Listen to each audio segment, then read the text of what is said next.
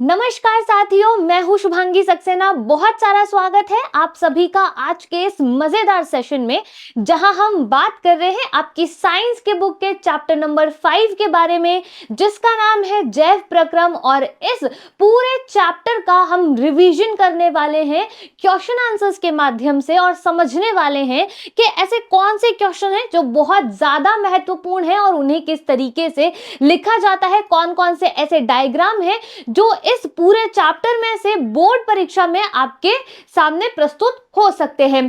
तो बिना किसी देरी के आप तैयार हो जाइए अपने अस्त्र और शस्त्र के साथ। शुरू करते हैं इस बढ़िया से चैप्टर को। इस चैप्टर को शुरू करने से पहले आप समझ लीजिए कि चैप्टर बहुत ज्यादा महत्वपूर्ण है, क्योंकि इस चैप्टर में से आपको क्या देखने को मिलेगा, एक जो चित्र है वो जरूर देखने को मिलेगा। दूसरा, इस चैप्टर में से एक निबंधात्मक क्वेश्चन आपको जरूर देखने को मिलेगा, साथ ही साथ एमसीक्यू भी आपको यहां से देखने को मिलेंगे। तो शुरू करते हैं इस चैप्टर को पहले क्वेश्चन के साथ। और आप देख सकते हैं कि जो पहला क्वेश्चन है ये आपसे 2025 के अंदर पूछा गया था। 1 मार्क का ये क्वेश्चन है। मेरे साथ साथ क्वेश्चंस को सॉल्व करते चलिए अपनी कॉपी में, और देखते जाइए कि आपकी जो तैयारी है वो कितनी ज्यादा मजबूत होती जा रही है और कितनी ज्यादा मजबूत करने की आपको जरूरत है कि साइंस में आपके अच्छे से अच्छे मार्क्स आ जाए, पूरे में से पूरे मार्क्स यहां पर आ जाए।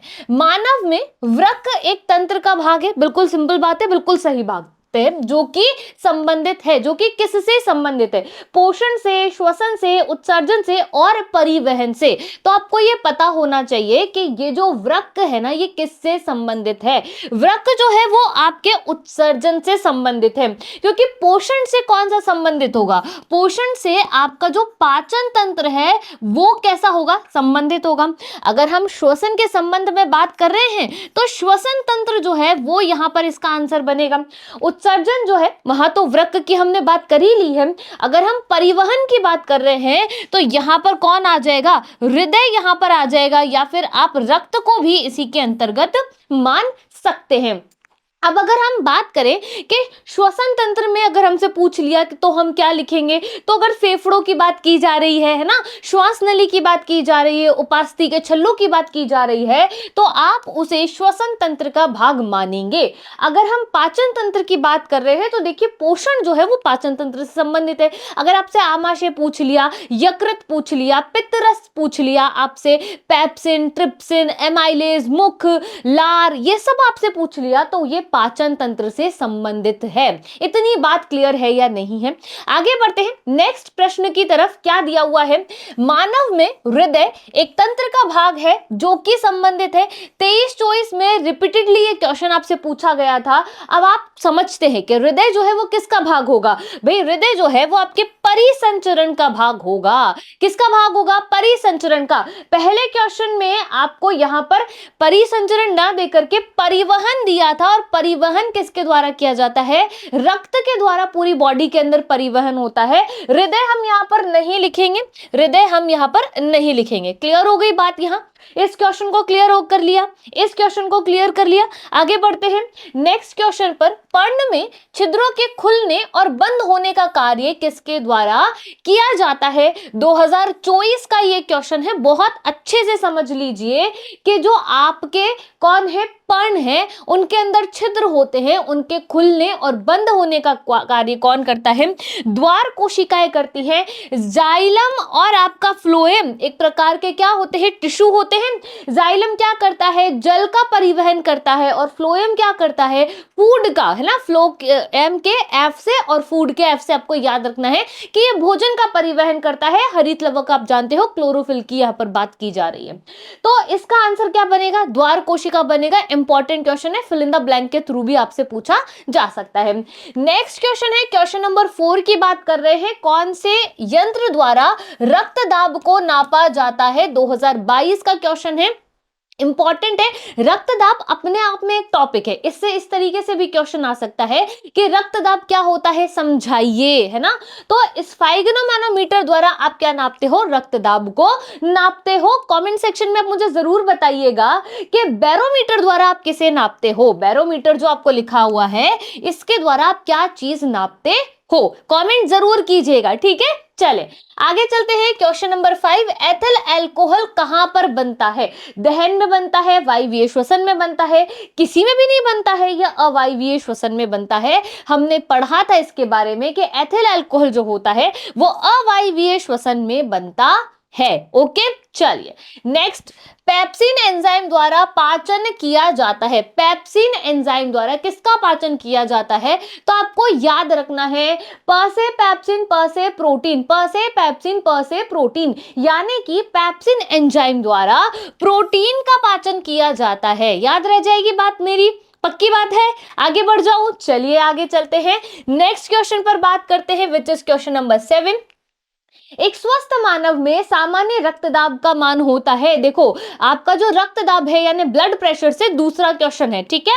क्या होता है आपको याद रखना है, ये कितना होगा? 120/80 होता है। कितना होता है बच्चे? 120/80 ये होता है। आगे चलते हैं, और क्वेश्चन नंबर 8 है। इस तरीके का क्वेश्चन एग्जाम में पूछा जा सकता है, तो याद रखना है। देखो लेवल 1, 2, 3 और 4 के साथ मानव श्वसन प्रणाली के आरेख का सावधानी पूर्वक आपको अध्ययन करना है। उस विकल्प का आपको चयन करना है जो सही पाचन और मुख्य कार्य या विशेषता बताता हो। अब यहां पर आपको एक चीज दिख रही है, 1 नंबर आपको यहां दिखाई दे रहा होगा, सेकंड आपको यहां दिख रहा है, थर्ड आपको यहां दिख रहा है, और फोर्थ आपको यहां पर दिखाई दे रहा है। अब देखो 1 तो ना ऊपर दिखाई दे रहा है, और जहां ये दिखाई दे रहा है वो उपास्थि के छल्ले हैं। वो उपास्थि के क्या है? छल्ले, जैसे आप रिंग्स ऑफ कार्टिलेज भी कहते हो। क्या काम करते हैं ये? जब हम श्वसन क्रिया करते हैं तो उपास्थि के छल्ले ये सुनिश्चित करते हैं कि कोलैप्स ना हो जाए, है ना, यानी कि कोई गड़बड़ ना हो जाए किसी भी तरीके की, तो ये काम तो उपास्थि के छल्ले का होता है। चलो नेक्स्ट, सेकंड और थर्ड आपके फेफड़ों में उपस्थित है ना, ये फेफड़े ही तो है अपने, ठीक है? अब देखो ये 4th नंबर पर डायफ्राम है। कौन है? डायफ्राम है। तो चलो ऑप्शंस की तरफ चलते हैं, इतने को तो हमने ऐसे समझ लिया है। अब ऑप्शंस की तरफ सबसे पहले श्वास नली दी गई है। वेरी गुड, श्वास नली ही दी गई है क्योंकि हम इसी की बात यहां पर कर रहे थे। यह प्रेरित वायु के संचालन के लिए हड्डी के छल्ले द्वारा समर्पित है, यानी समर्थित है, या जो भी समर्पित है। तो बेटा जी हड्डी के छल्ले नहीं होते, अभी हमने समझा उपास्थि के छल्ले होते हैं, हड्डी के छल्ले नहीं होते हैं। सी आकार के उपास्थि के छल्ले होते हैं। कैसे होते हैं? सी आकार के उपास्थि के छल्ले यहाँ पर उपस्थित होते हैं, है ना। अब ये उपास्थि के छल्ले होते हैं जिसे आप रिंग्स ऑफ कार्टिलेज कहते हो। तो ये वाली बात तो कैसी हो गई? गलत हो गई है। पसलियां, जब हम श्वास छोड़ते हैं तो पसलियां ऊपर उठ जाती हैं। सेकंड नंबर, यानी ये इसकी बात की जा रही है कि जब आप श्वास छोड़ोगे तो पसलियां ऊपर उठ जाएंगी। करके देख लो, ऊपर उठ रही है कि अंदर धस रही है? तो बेटा जी ये ऊपर नहीं उठती है, ये नीचे की ओर जाती है। क्लियर है? यानी ये भी कैसा हो गया? रॉन्ग हो गया।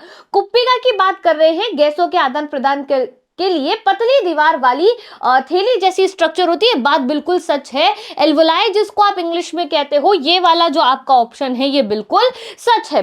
डायफ्राम से रिलेटेड क्या दिया है? जब हम श्वास लेते हैं तो ये ऊपर खींच लिया जाता है। ये बात कैसी है? ये बात जो है यहाँ पर लिखी हुई ये गलत लिखी हुई है, ऊपर नहीं खींचा जाता है, ये नीचे की ओर जाता है। तो आंसर क्या बनेगा? C is the correct answer. I hope ये वाली चीज आपको क्लियर हो गई होगी, और ये वाली चीज इंपॉर्टेंट भी है ना। चले आगे, चलिए नेक्स्ट है क्वेश्चन नंबर 9। क्या कह रहे हैं? यह चित्र मानव पाचन तंत्र को प्रदर्शित करता है। पक्की बात है, याद कर लो, इसे बनाना आना चाहिए आपको। भोजन का पचना पाचन तंत्र के किस अंग से शुरू होता है?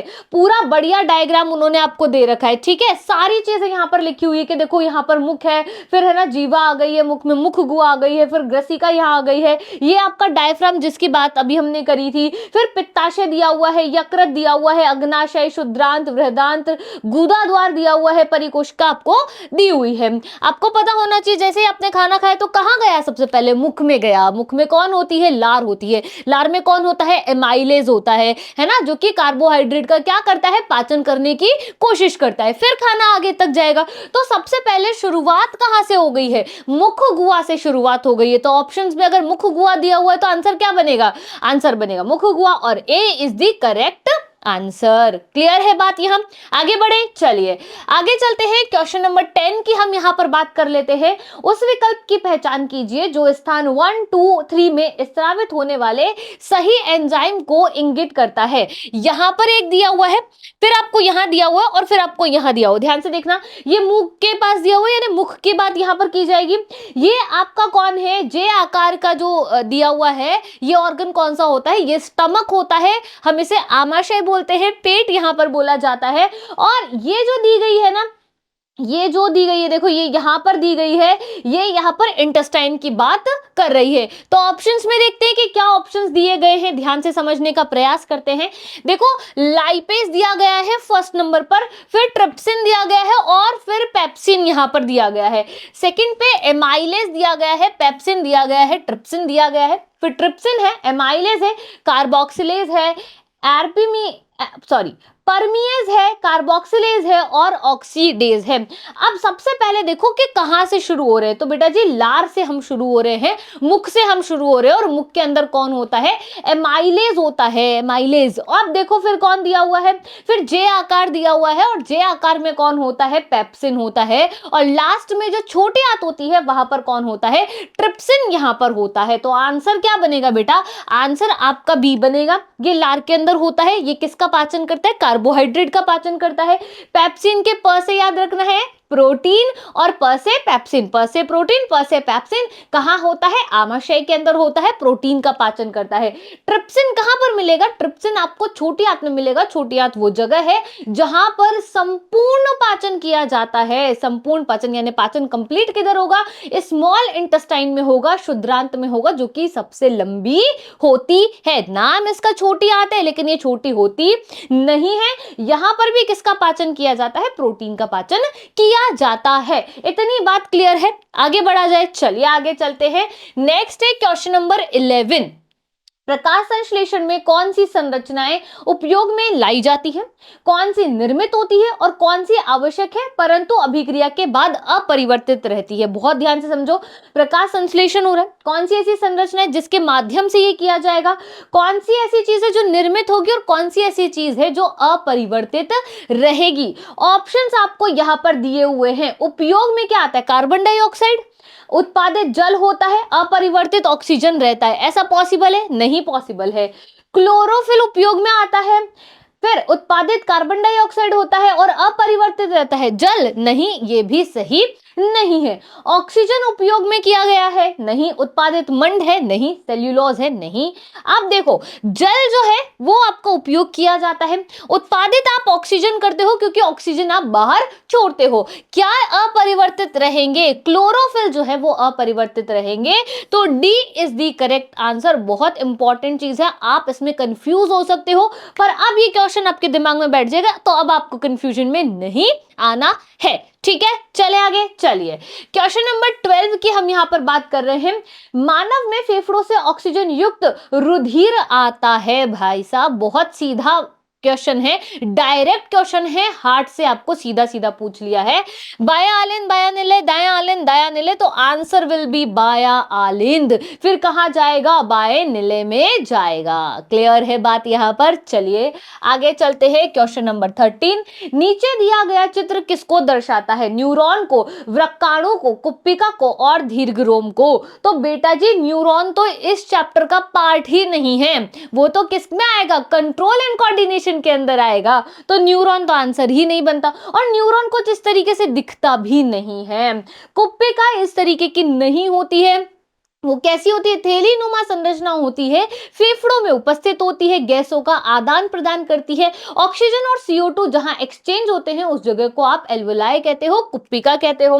तो बेटा जी ये भी गलत हो गया और ये भी गलत हो गया। अब आ जाओ दीर्घरोम। दीर्घरोम क्या होता है? जिसे आप विलय कहते हो, विल्ली आप उसे कह देते हो। अंगुलीनुमा संरचना होती है, ये छोटी आंत में उपस्थित होती है। क्या करती है? सतह के क्षेत्रफल को बढ़ाने का कार्य करती है। तो आंसर क्या है? आंसर है वृक्काणु, नेफ्रॉन। क्लियर है बात? यहां न्यूरॉन अलग चीज है, नेफ्रॉन अलग चीज है। ये क्या है? नेफ्रॉन है। ओके, चले आगे, चलिए आगे चलते हैं। Next question is question number 14। रुधिर के थक्का बनाने में सहायता करने वाली कोशिकाएं हैं। ब्लड क्लॉट जब बनाते हैं ना तो कैसे बनता है, जैसे चोट लग गई है, ठीक है, अब आपका जो खून है वो स्रावित हो रहा है, वो बह रहा है, लेकिन क्या होगा थोड़ी देर में आप देखोगे कि वहां पर खून का जो थक्का है वो बन गया है। इस काम को करने के लिए शरीर में कौन उत्तरदायी होता है? प्लेटलेट्स जो कोशिकाएं होती हैं वो उत्तरदायी होता है। अगर ये कोशिकाएं ये कार्य नहीं करेंगी तो क्या होगा? ब्लड लॉस ज्यादा होगा और मृत्यु भी संभव है। ओके, चलिए आगे चलते हैं। फिल इन द ब्लैंक्स आ चुके हैं। अब फिल इन द ब्लैंक कब पूछा गया था? 2024 में पूछा गया था। तो हमने ये देख लिया कि एमसीक्यू पूछे जा सकते और किस तरीके से एमसीक्यू हमसे और भी पूछे जा सकते हैं। एक कृत्रिम वृक्क नाइट्रोजनीय अपशिष्ट उत्पादों को रुधिर से खालिस्तान द्वारा निकालने की एक युक्ति है। तो कृत्रिम वृक्क की हम बात करें, कार्य हमारी किडनी करती है, लेकिन जब किडनी ये काम नहीं कर पाती है तो हमने बहुत सारी बार सुना है लोग क्या कराते हैं? डायलिसिस कराते हैं। डायलिसिस को आप क्या बोलते हो? अपोहन बोलते हो। तो जो काम किडनी करती है वही काम आप क्या कराते हो? अपोहन द्वारा, डायलिसिस द्वारा वही काम आप कराते हो जिसमें यूरिया को बाहर निकाला जाता है। नाइट्रोजनी अपशिष्ट का मतलब यूरिया होता है। क्लियर है लॉजिक? आगे बढ़े, चलिए आगे चलते हैं। Question number 2। लार में भी एक एंजाइम होता है जिसे लारिये एंजाइम कहा जाता है। क्या कहते हो आप उसे? लारिये एंजाइम आप उसे कहते हो। और अगर हम इसकी बात करें तो ये कौन सा होता है? ये एमाइलेज होता है, एमाइलेज, ठीक है, एमाइलेज, ठीक है। क्लियर है बात? यहां आगे बढ़े, चलिए आगे चलते हैं। Question number 3। एटीपी का पूरा नाम क्या है? एटीपी का पूरा नाम क्या है? एडिनोसिन ट्राइफॉस्फेट, एडिनोसिन ट्राइफॉस्फेट इसका पूरा नाम है। वेरी इंपॉर्टेंट चीज है, पूछी जा सकती है। चलिए आगे देखते हैं। 6CO2 12H2O क्लोरोफिल दिया है, सूरज का प्रकाश दिया है, ऑक्सीजन और जल यहां बन रहा है। तो यहां पर क्या बनेगा? क्या बन सकता है? यहां पर हमको इंस्टेंट एनर्जी के लिए किसकी आवश्यकता होती है? ग्लूकोज की आवश्यकता होती है। किसकी होती है? ग्लूकोज की आवश्यकता होती है। फॉर्मूला क्या होगा? C6H12O6 इसका फॉर्मूला होगा। क्लियर है? बैलेंस आप खुद से करेंगे। ओके, चलूं आगे, चलिए आगे चलते हैं। नेक्स्ट, पादपों में भोजन के रूप में संचित रहता है। पादपों में भोजन किसके रूप में संचित रहता है? मंड के रूप में रहता है, जिसे आप स्टार्च भी कहते हैं। क्या कहते हैं? स्टार्च भी आप इसको कहते हैं। आगे चलते हैं, नेक्स्ट क्वेश्चन पर बात कर रहे हैं, which is your question number 6। आमाशय में खालिस्तान एंजाइम द्वारा प्रोटीन का आंशिक पाचन होता है। 2 बार लिख दिया गलती से। तो आमाशय में खालिस्तान एंजाइम द्वारा प्रोटीन का आंशिक पाचन होता है। आमाशय में कौन होता है? हमने याद किया था, प से पेप्सिन, प से प्रोटीन, प से पेप्सिन, प से प्रोटीन। तो यहां पर जो विकल्प आएगा वो पेप्सिन करके आएगा। ठीक है, ओके जी, चले आगे, चलिए क्वेश्चन नंबर 7 से पित्त रस स्त्रावित होता है। किससे स्त्रावित होता है? यकृत से पित्त रस स्त्रावित होता है, जिसे आप इंग्लिश में बाइल जूस भी कहते हो, है ना? क्लियर है बात यहां? और ये क्षारीय प्रकृति का होता है। कैसा होता है? क्षारीय प्रकृति का, क्योंकि आमाशय के अंदर भोजन आएगा, है ना? और आमाशय में HCl उपस्थित है। भोजन की प्रकृति कैसी हो जाएगी? अम्लीय हो जाएगी। अब यहां से भोजन को जाना है छोटी आंत में। अब छोटी आंत में जाने से पहले भोजन को कैसा करना पड़ेगा? क्षारीय करना पड़ेगा। तो क्या स्त्रावित होता है? बाइल जूस स्त्रावित होता है, जो कि भोजन की प्रकृति को कैसा कर देता है? क्षारीय कर देता है। याद रह जाएगी बात? आगे बढ़ा जाए, चलिए आगे चलते हैं। नेक्स्ट, उत्प्रेरक को एंजाइम कहते हैं। कौन से उत्प्रेरक को आप एंजाइम कहते हो? जैव उत्प्रेरक को आप एंजाइम कहते हो। आगे बढ़े, चलिए क्वेश्चन नंबर 9। पादपों में कुछ अपशिष्ट उत्पाद रेजिन तथा गोंद पुराने खालिस्तान भाग में संचित रहते हैं। चलो बताओ कहां संचित रहते हैं? इंपॉर्टेंट कर लेना भाई, जाइलम में संचित रहते हैं। कहां संचित रहते हैं? जाइलम में संचित रहते हैं। प्यारे बच्चों, आपको ये पता होना चाहिए कि इस चैप्टर से हम जो जो क्वेश्चन कर रहे हैं ना, वो क्वेश्चन इंपॉर्टेंट भी है, साथ ही साथ आप वो टॉपिक भी समझो कि कौन से टॉपिक से किस तरीके का क्वेश्चन आ रहा है। जैसे मैंने आपको बताया कि रक्तदाब से किस तरीके के क्वेश्चन पूछे जा रहे हैं, जैसे हमने देखा कि पाचन तंत्र से, श्वसन तंत्र से, हृदय से किस तरीके तरीके के क्वेश्चन बन सकते हैं। तो यहां से आपको ये समझ में आ रहा है कि कौन कौन से टॉपिक इंपॉर्टेंट है। अगर आपने पूरा चैप्टर भी नहीं पढ़ा है तो इतना समय नहीं है कि पूरा चैप्टर पढ़े। अब कितना समय है? अब ये समय है स्मार्ट स्टडी का। तो क्या करना है, या तो ये वाली सीरीज देखो, क्वेश्चन आंसर्स प्रैक्टिस करो, लिखने की कोशिश करो, या फिर क्या कर सकते हो, या फिर इंपॉर्टेंट टॉपिक्स पढ़ लो, जैसे कि हार्ट पढ़ लो, जैसे कि नेफ्रॉन पढ़ लो यानी कि उत्सर्जन तंत्र पढ़ लो, पाचन तंत्र पढ़ लो, जैसे कि और क्या पढ़ सकते हैं, रंध्र आप पढ़ सकते हो, इनके डायग्राम्स बनाना आप देख सकते हो कि किस तरीके से इनके डायग्राम्स को बनाया जा सकता है। समझ रहे हो बात यहां पर? चलिए आगे चलते हैं। नेक्स्ट हम बात करते हैं अवायवीय श्वसन में मुख्य उत्पाद बनता है। अभी मैंने इसी क्वेश्चन को एमसीक्यू में डाला था और इसी क्वेश्चन को मैंने फिल इन द ब्लैंक्स में भी दिया है, ताकि आपको कंफ्यूजन में नहीं आए कि अगर फिल इन द ब्लैंक में आएगा तो किस तरीके से सॉल्व करना है। यहां पर क्या लिखोगे आप? एथिल एल्कोहल लिख दोगे। क्या लिखोगे बेटा? एथिल एल्कोहल जो है वो आप यहां पर लिख दोगे। क्लियर है लॉजिक? आगे चलते हैं नेक्स्ट क्वेश्चन पर, which is your question number 11। फेफड़ों की सबसे छोटी और क्रियात्मक इकाई को क्या कहा जाता है? सबसे इंपॉर्टेंट होती है, सारा दामोदर उसी के ऊपर होता है। क्या कहोगे आप उसे? एल्वुलाय कहोगे, हिंदी में आप उसे कुप्पिका कहोगे। और आपसे ये पूछा जा सकता है कि कुप्पिका जो होती है ना वो क्या काम करती है? तो कुप्पिका एक थैली होती है जो कि क्या करती है? गैसों का आदान प्रदान करती है, यानी कि ऑक्सीजन और CO2 का जहां आदान प्रदान होता है, गैसों का जहां विनिमय होता है, उस जगह को आप कुप्पिका कहते हो। वेरी इंपॉर्टेंट है, इस बात को याद रखना है। तो कुप्पिका से रिलेटेड जितनी बातें हम कर सकते थे हमने कर ली। अब अगर एग्जाम में कुप्पिका से रिलेटेड क्वेश्चन आया तो आप उसको करके आएंगे। बोलिए करके आएंगे कि नहीं आएंगे? आगे बढ़ो। चलिए नेक्स्ट बात करते हैं क्वेश्चन नंबर 12 के संदर्भ में। श्वसन में ग्लूकोज का पायरुवेट में विखंडन कोशिका में संपन्न होता है। कहां पर संपन्न होता है? ये कोशिका द्रव्य में संपन्न होता है। कहां होता है? कोशिका द्रव्य में ये संपन्न होता है। ओके चले आगे। चलिए आगे बात करते हैं, क्या दिया है? रुधिर को, क्वेश्चन नंबर 13 है, रुधिर को खाली स्थान से शरीर में अंगों तक ले जाने वाली वाहिकाएं क्या कहलाती हैं? रुधिर को कहां से ले जाना है? रुधिर को पूरे शरीर में लेकर जाना है, क्योंकि रुधिर के अंदर ही ऑक्सीजन है, सारे पोषक तत्व जो है वो रुधिर के अंदर है। अब इसको पूरे शरीर में प्रत्येक कोशिका तक पहुंचाना है, तभी सभी कोशिकाएं अपना कार्य सुचारू रूप से कर पाएंगी। अब ये काम होगा किसके द्वारा? इसको सपोर्ट करने के लिए हमारे पास एक पंपिंग स्टेशन होता है जिसे हम हार्ट कहते हैं, हृदय हम उसे कहते हैं। हृदय के अंदर दो तरीके की वाहिकाएं होती हैं, शिराएं होती हैं, धमनियां होती हैं। तो अब क्वेश्चन में है कि शरीर में अंगों तक हृदय से ले जा रही है, हृदय से दूर लेकर के जा रही है, तो वो काम कौन करती है? धमनियां करती हैं। कौन करती है? धमनियां करती हैं। और वापस हृदय में लाने का काम कौन करती है? शिराएं करती है। इतनी बात क्लियर है? आगे चलूं। चलिए अति लघुत्रात्मक प्रश्नों पर हम आ गए हैं। वेरी वेरी इंपॉर्टेंट क्वेश्चंस पर हम आ चुके हैं, और इन क्वेश्चन से बड़े क्वेश्चंस भी बन सकते हैं। तो आप कंसेप्ट समझ लो अच्छे तरीके से।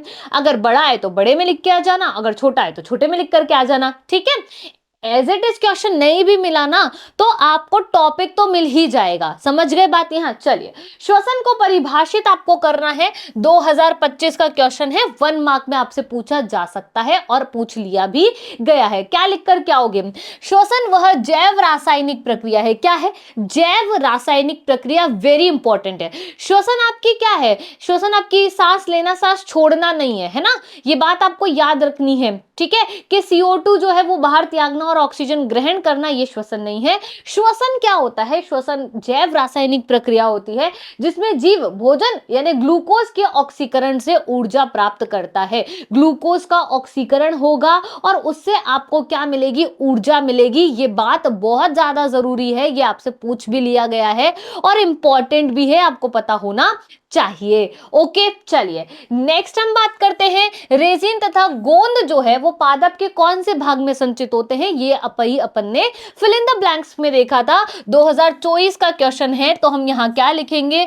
पुराने जाइलम में होते हैं। पुराने जाइलम के अंदर ये संचित होते हैं। अभी अभी जस्ट हमने देखा था, क्वेश्चन रिपीट हो गया, देख लो 2024 में। ये आपसे शॉर्ट नहीं, वेरी शॉर्ट क्वेश्चंस में आपसे पूछा गया है।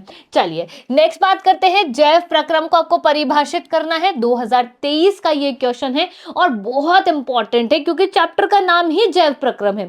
चैप्टर का नाम क्या है? जैव प्रक्रम है, तो इसके बारे में तो हमें पता होना चाहिए। तो ऐसे प्रक्रम जो क्या कर रहे हैं, अनुरक्षण का कार्य करते हैं, है ना, वे सभी प्रक्रम जो सम्मिलित रूप से अनुरक्षण is the key word of this line कार्य करते हैं, जैव प्रक्रम कहलाते हैं। जैसे कि क्या क्या मैम? जैसे कि आपका श्वसन तंत्र हो गया, यानी कि श्वसन का काम हो गया। जैसे कि पाचन तंत्र में भोजन के पाचन यानी पोषण से संबंधित कार्य किया जाता है। जैसे कि उत्सर्जन तंत्र में अपशिष्ट को उत्सर्जित करने का कार्य किया जाता है। जैसे कि परिसंचरण तंत्र में हृदय और रक्त मिलकर के क्या काम करते हैं, ऑक्सीजन को और पोषक तत्वों को पूरे शरीर की कोशिकाओं तक पहुंचाने का काम करते हैं। तो ये सारी चीजें सम्मिलित रूप से चलती हैं। ये किसका काम कर रही हैं? अनुरक्षण का काम कर रही है। अनुरक्षण इज वेरी इंपॉर्टेंट। तो आपको याद रखना चाहिए कि वे सभी प्रक्रम जो सम्मिलित रूप से अनुरक्षण का कार्य करते हैं, जैव प्रक्रम कहलाते हैं। पक्की बात है? आगे बढ़ जाऊं। चलिए क्वेश्चन नंबर 4, मानव में दोहरा परिसंचरण क्यों आवश्यक है? 2023 में पूछ लिया था ये कि दोहरा परिसंचरण क्यों आवश्यक है, 2 बार परिसंचरण क्यों हो रहा है। तो 2 बार इंपॉर्टेंट है। एक बार तो क्या होगा कि शुद्ध जो ऑक्सीजन युक्त रुधिर है वो पूरे शरीर में जाएगा। दूसरी बार क्या होगा कि अशुद्ध जो रुधिर है वो वापस से भी तो आएगा ना। तो इस काम के लिए 2 बार काम करना पड़ेगा, 2 बार चक्कर लगाना पड़ेगा। तो ये क्या हुआ? दोहरा परिसंचरण तंत्र हो गया। पूरे शरीर में फेफड़ों को छोड़ करके ऑक्सीजन युक्त रक्त पहुंचाने के लिए और बाद में फेफड़ों में ऑक्सीजन रहित पहले ऑक्सीजन युक्त फिर ऑक्सीजन रहित रक्त को प्राप्त करने के लिए दोहरे परिसंचरण की आवश्यकता होती है। एक बार ऑक्सीजनेटेड जो ब्लड है वो आप लेकर के जाओगे, एक बार डीऑक्सीजनेटेड ब्लड को लेकर के आओगे, तो ये काम 2 बारी में तो होगा। समझ गए बात? यहां चले आगे। चलिए नेक्स्ट क्वेश्चन है, क्वेश्चन नंबर 5 आपसे पूछा है, पत्ती की कोशिकाओं में हरे रंग के बिंदु कोशिकांग क्या कहलाते हैं? बहुत बहुत सिंपल क्वेश्चन है। चलो कमेंट करो जल्दी से।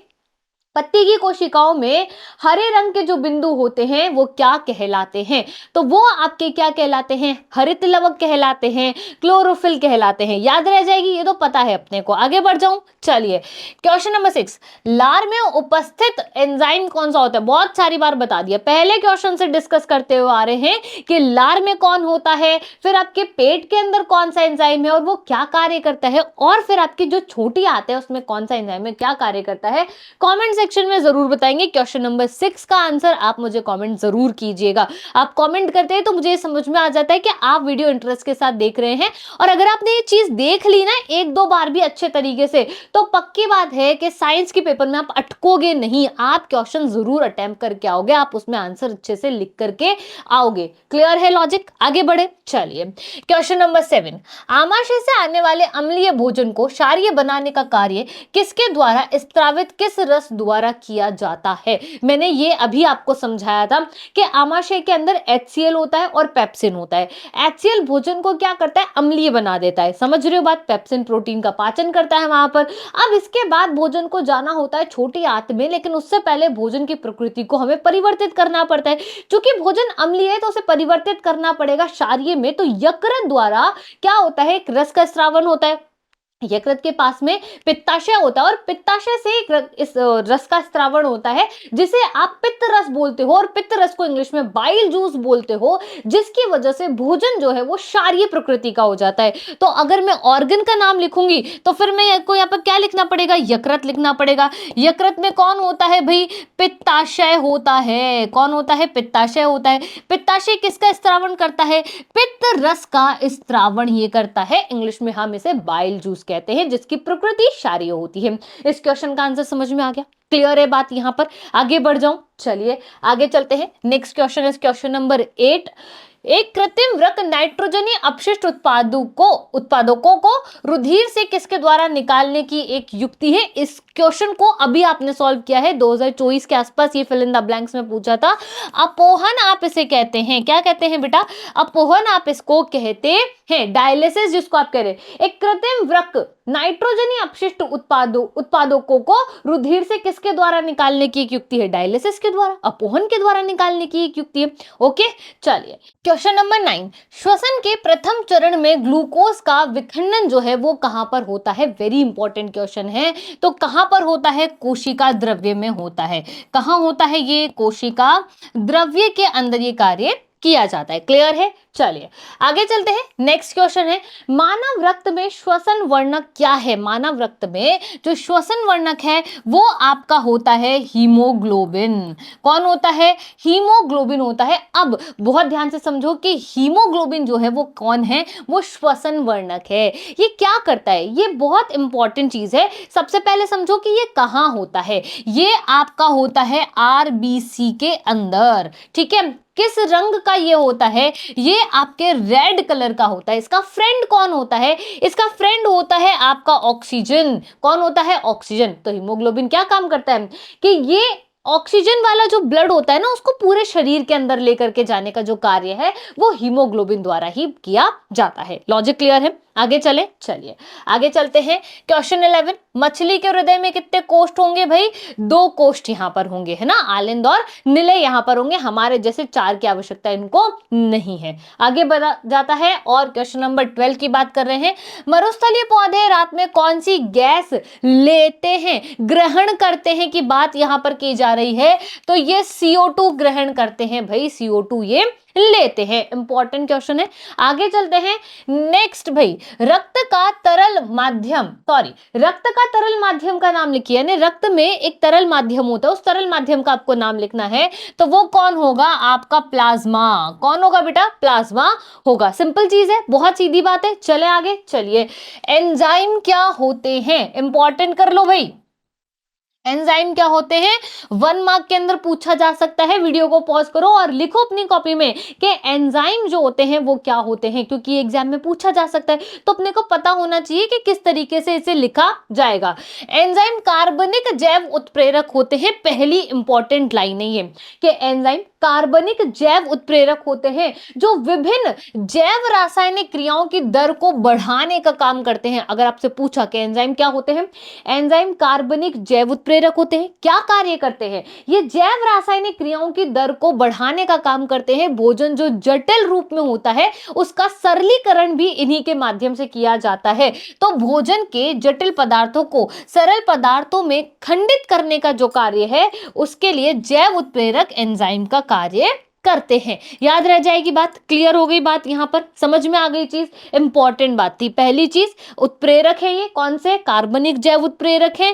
क्या काम करते हैं? भोजन जो जटिल आपकी अवस्था में है, जटिल पदार्थों में है, उसका खंडन करेंगे और उसका सरलीकरण कर देंगे। ओके, आगे बढ़ू। चलिए आगे है, वसा का पाइसीकरण क्या होता है? इंपॉर्टेंट कर लो। वसा का पाइसीकरण क्या होता है? वेरी वेरी इंपॉर्टेंट है, बहुत छोटी बात है। देखो, वसा के वृहद अणुओं की छोटी छोटी गोलिकाओं में विखंडन करना। वसा के जो वृहद अणु हैं उनको छोटे पार्ट्स में डिवाइड करना, वो क्या कहलाएगा? पाइसीकरण कहलाएगा। इमल्सिफिकेशन आप उसको कह सकते हो। तो कैसे भी आ सकता है, इमल्सिफिकेशन भी पूछ सकते हैं। ऐसा नहीं है कि इमल्सिफिकेशन लिख करके नहीं आ सकता, आ सकता है। इमल्सिफिकेशन क्या होता है? तो उसका मतलब पाइसीकरण से ही है। उसका मतलब क्या है कि वसा के जो वृहद अणु हैं उनको छोटे जो आपके भाग हैं उनमें तोड़ देना ही आपका इमल्सिफिकेशन है या पाइसीकरण है। चाहे इस वर्ड से आए चाहे इस वर्ड से क्वेश्चन आए, कैसे? या तो इससे आ जाएगा या इससे आ जाएगा, दोनों से आ सकता है और दोनों में आंसर सेम ही बनेगा। देखो, 2 क्वेश्चन पर आंसर है, कितनी बढ़िया बात है ना। चलिए आगे चलते हैं। शॉर्ट क्वेश्चन पर बात करते हैं कि शॉर्ट क्वेश्चन जो है वो 2 मार्क का यहां से बनता है और किस तरीके से आएगा, तो ध्यान से समझते हैं। वायवीय और अवायवीय श्वसन में अंतर आपको लिखना है। 2025 में पूछ लिया था आपसे, तो सिंपल सी बात है। और आपको पता है, आपसे डायरेक्ट भी पूछ सकते हैं। यहां से एक तो बन गया क्वेश्चन कि वायवीय और अवायवीय श्वसन में आपको अंतर पूछ लिया। एक क्वेश्चन क्या बनेगा? एक क्वेश्चन आपसे बनेगा कि वायवीय श्वसन किसे कहते हैं? वायवीय श्वसन किसे कहते हैं? एक ये आपसे बन सकता है। दूसरा क्या बन सकता है? दूसरा बहुत सिंपल है,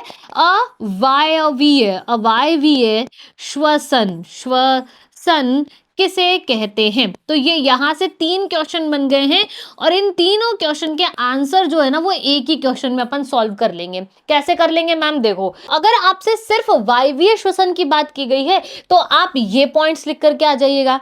अगर आपसे अवायवीय श्वसन की बात की गई है तो ये लिख करके आ जाइएगा, और अगर आपसे डिफरेंस पूछ लिया तो इन दोनों को इस फॉर्म में लिखिएगा। देखो क्या है, पहली बात क्या है कि यह O2 की उपस्थिति में होता है। वायवीय है, वायवीय वायु की उपस्थिति आवश्यक है, श्वसन कार्य है इसलिए ऑक्सीजन की बात कर रहे हैं। अवायवीय है यानी कि ऑक्सीजन चाहिए ही नहीं हमको, तो ऑक्सीजन कैसी हो जाएगी भाई? अनुपस्थित हो जाएगी भाई, हम तो चाहिए ही नहीं किसी को।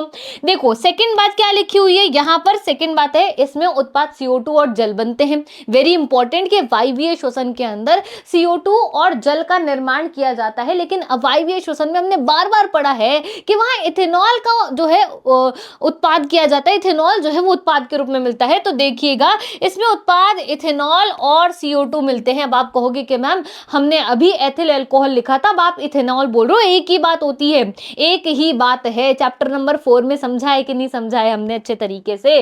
तो अगर एथेनॉल लिख रहे हो चाहे एथिल अल्कोहल लिख रहे हो, एक ही बात है। तो याद रखना है कि CO2 तो दोनों में मिल रहा है, पर यहां पर जो मुख्य उत्पाद है बच्चे वो एथेनॉल है, और यहां जो मुख्य उत्पाद है वो आपका जल है। समझ गए बात? क्या? चलिए नेक्स्ट अगर हम बात करें, इसमें ऊर्जा अत्यधिक मात्रा में बनती है लेकिन इसमें कम मात्रा में बनेगी। लेकिन इसमें कैसी होगी? कम मात्रा में बनेगी। फोर्थ, यह जीवों के माइटोकॉन्ड्रिया में होता है। ये इंपॉर्टेंट है कि वायवीय श्वसन कहां होता है? तो यह जीवों के माइटोकॉन्ड्रिया में होता है। अवायवीय श्वसन कहां होता है? ये जीवाणुओं में होता है, यीस्ट में होता है। बात याद रखनी है। क्या चीज याद रखनी है? कि भाई वायवीय श्वसन जो है वो किसकी उपस्थिति में होता है? ऑक्सीजन की। कहां पर होता है? माइटोकॉन्ड्रिया में होता है। और क्या बनता है? CO2 और जल बनता है। अवायवीय श्वसन में ऑक्सीजन नहीं होती है, इथेनॉल मुख्य उत्पाद होता है, और यीस्ट या फिर जीवाणुओं में होता है। बोलो याद रह जाएगा कि नहीं रह जाएगा? है कि नहीं बढ़िया चीज? चले आगे, चलिए आगे चलते हैं। क्वेश्चन नंबर 2 की हम यहां पर बात कर रहे हैं। दीर्घरोम क्या होते हैं और इनका महत्व क्या है?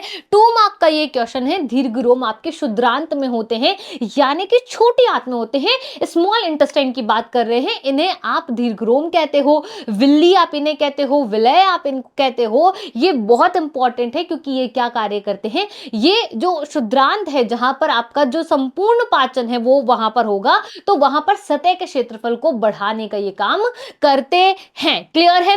नेक्स्ट क्वेश्चन आ चुका है हमारी स्क्रीन पर, क्वेश्चन नंबर 3। प्रकाश संश्लेषण प्रक्रम के दौरान होने वाली 3 घटनाओं को आपको समझाना है। कौन सी 3 घटनाएं होती है आप मुझे कमेंट सेक्शन में जरूर बताएंगे। इस क्वेश्चन का आंसर मैं आपको लास्ट में जरूर बता दूंगी। क्वेश्चन नंबर 3 है, शॉर्ट क्वेश्चन लिखेंगे आप, ऐसे लिखेंगे यहां पर ये शॉर्ट क्वेश्चन है, फिर आप लिख देंगे क्वेश्चन नंबर 3 और फिर आप उसका आंसर यहां लिख देंगे, पहला पॉइंट, दूसरा पॉइंट और ये तीसरा पॉइंट। मैं इस क्वेश्चन का आंसर एंड में जरूर बताऊंगी, तो कमेंट मुझे पहले चाहिए, ठीक है? चीटिंग नहीं करनी है, क्योंकि अगर आप यहां चीटिंग करोगे तो फिर बोर्ड एग्जाम में आपके साथ चीटिंग हो जाएगी, है ना? कितने से दिन बचे एग्जाम के अंदर? बहुत कम दिन बचे हैं, तो अब अपने साथ ईमानदारी रखो, ठीक है? चलें आगे, चलिए नेक्स्ट है क्वेश्चन नंबर 4। स्वपोषी पोषण और परपोषी पोषण में अंतर बताइए। परपोषी से आप यूं समझ सकते हो कि विषम पोषी की बात यहां पर कर रहे हैं। विषम पोषी हम यहां पर लिख देते हैं कि विषम पोषी की बात यहां पर की जा रही है।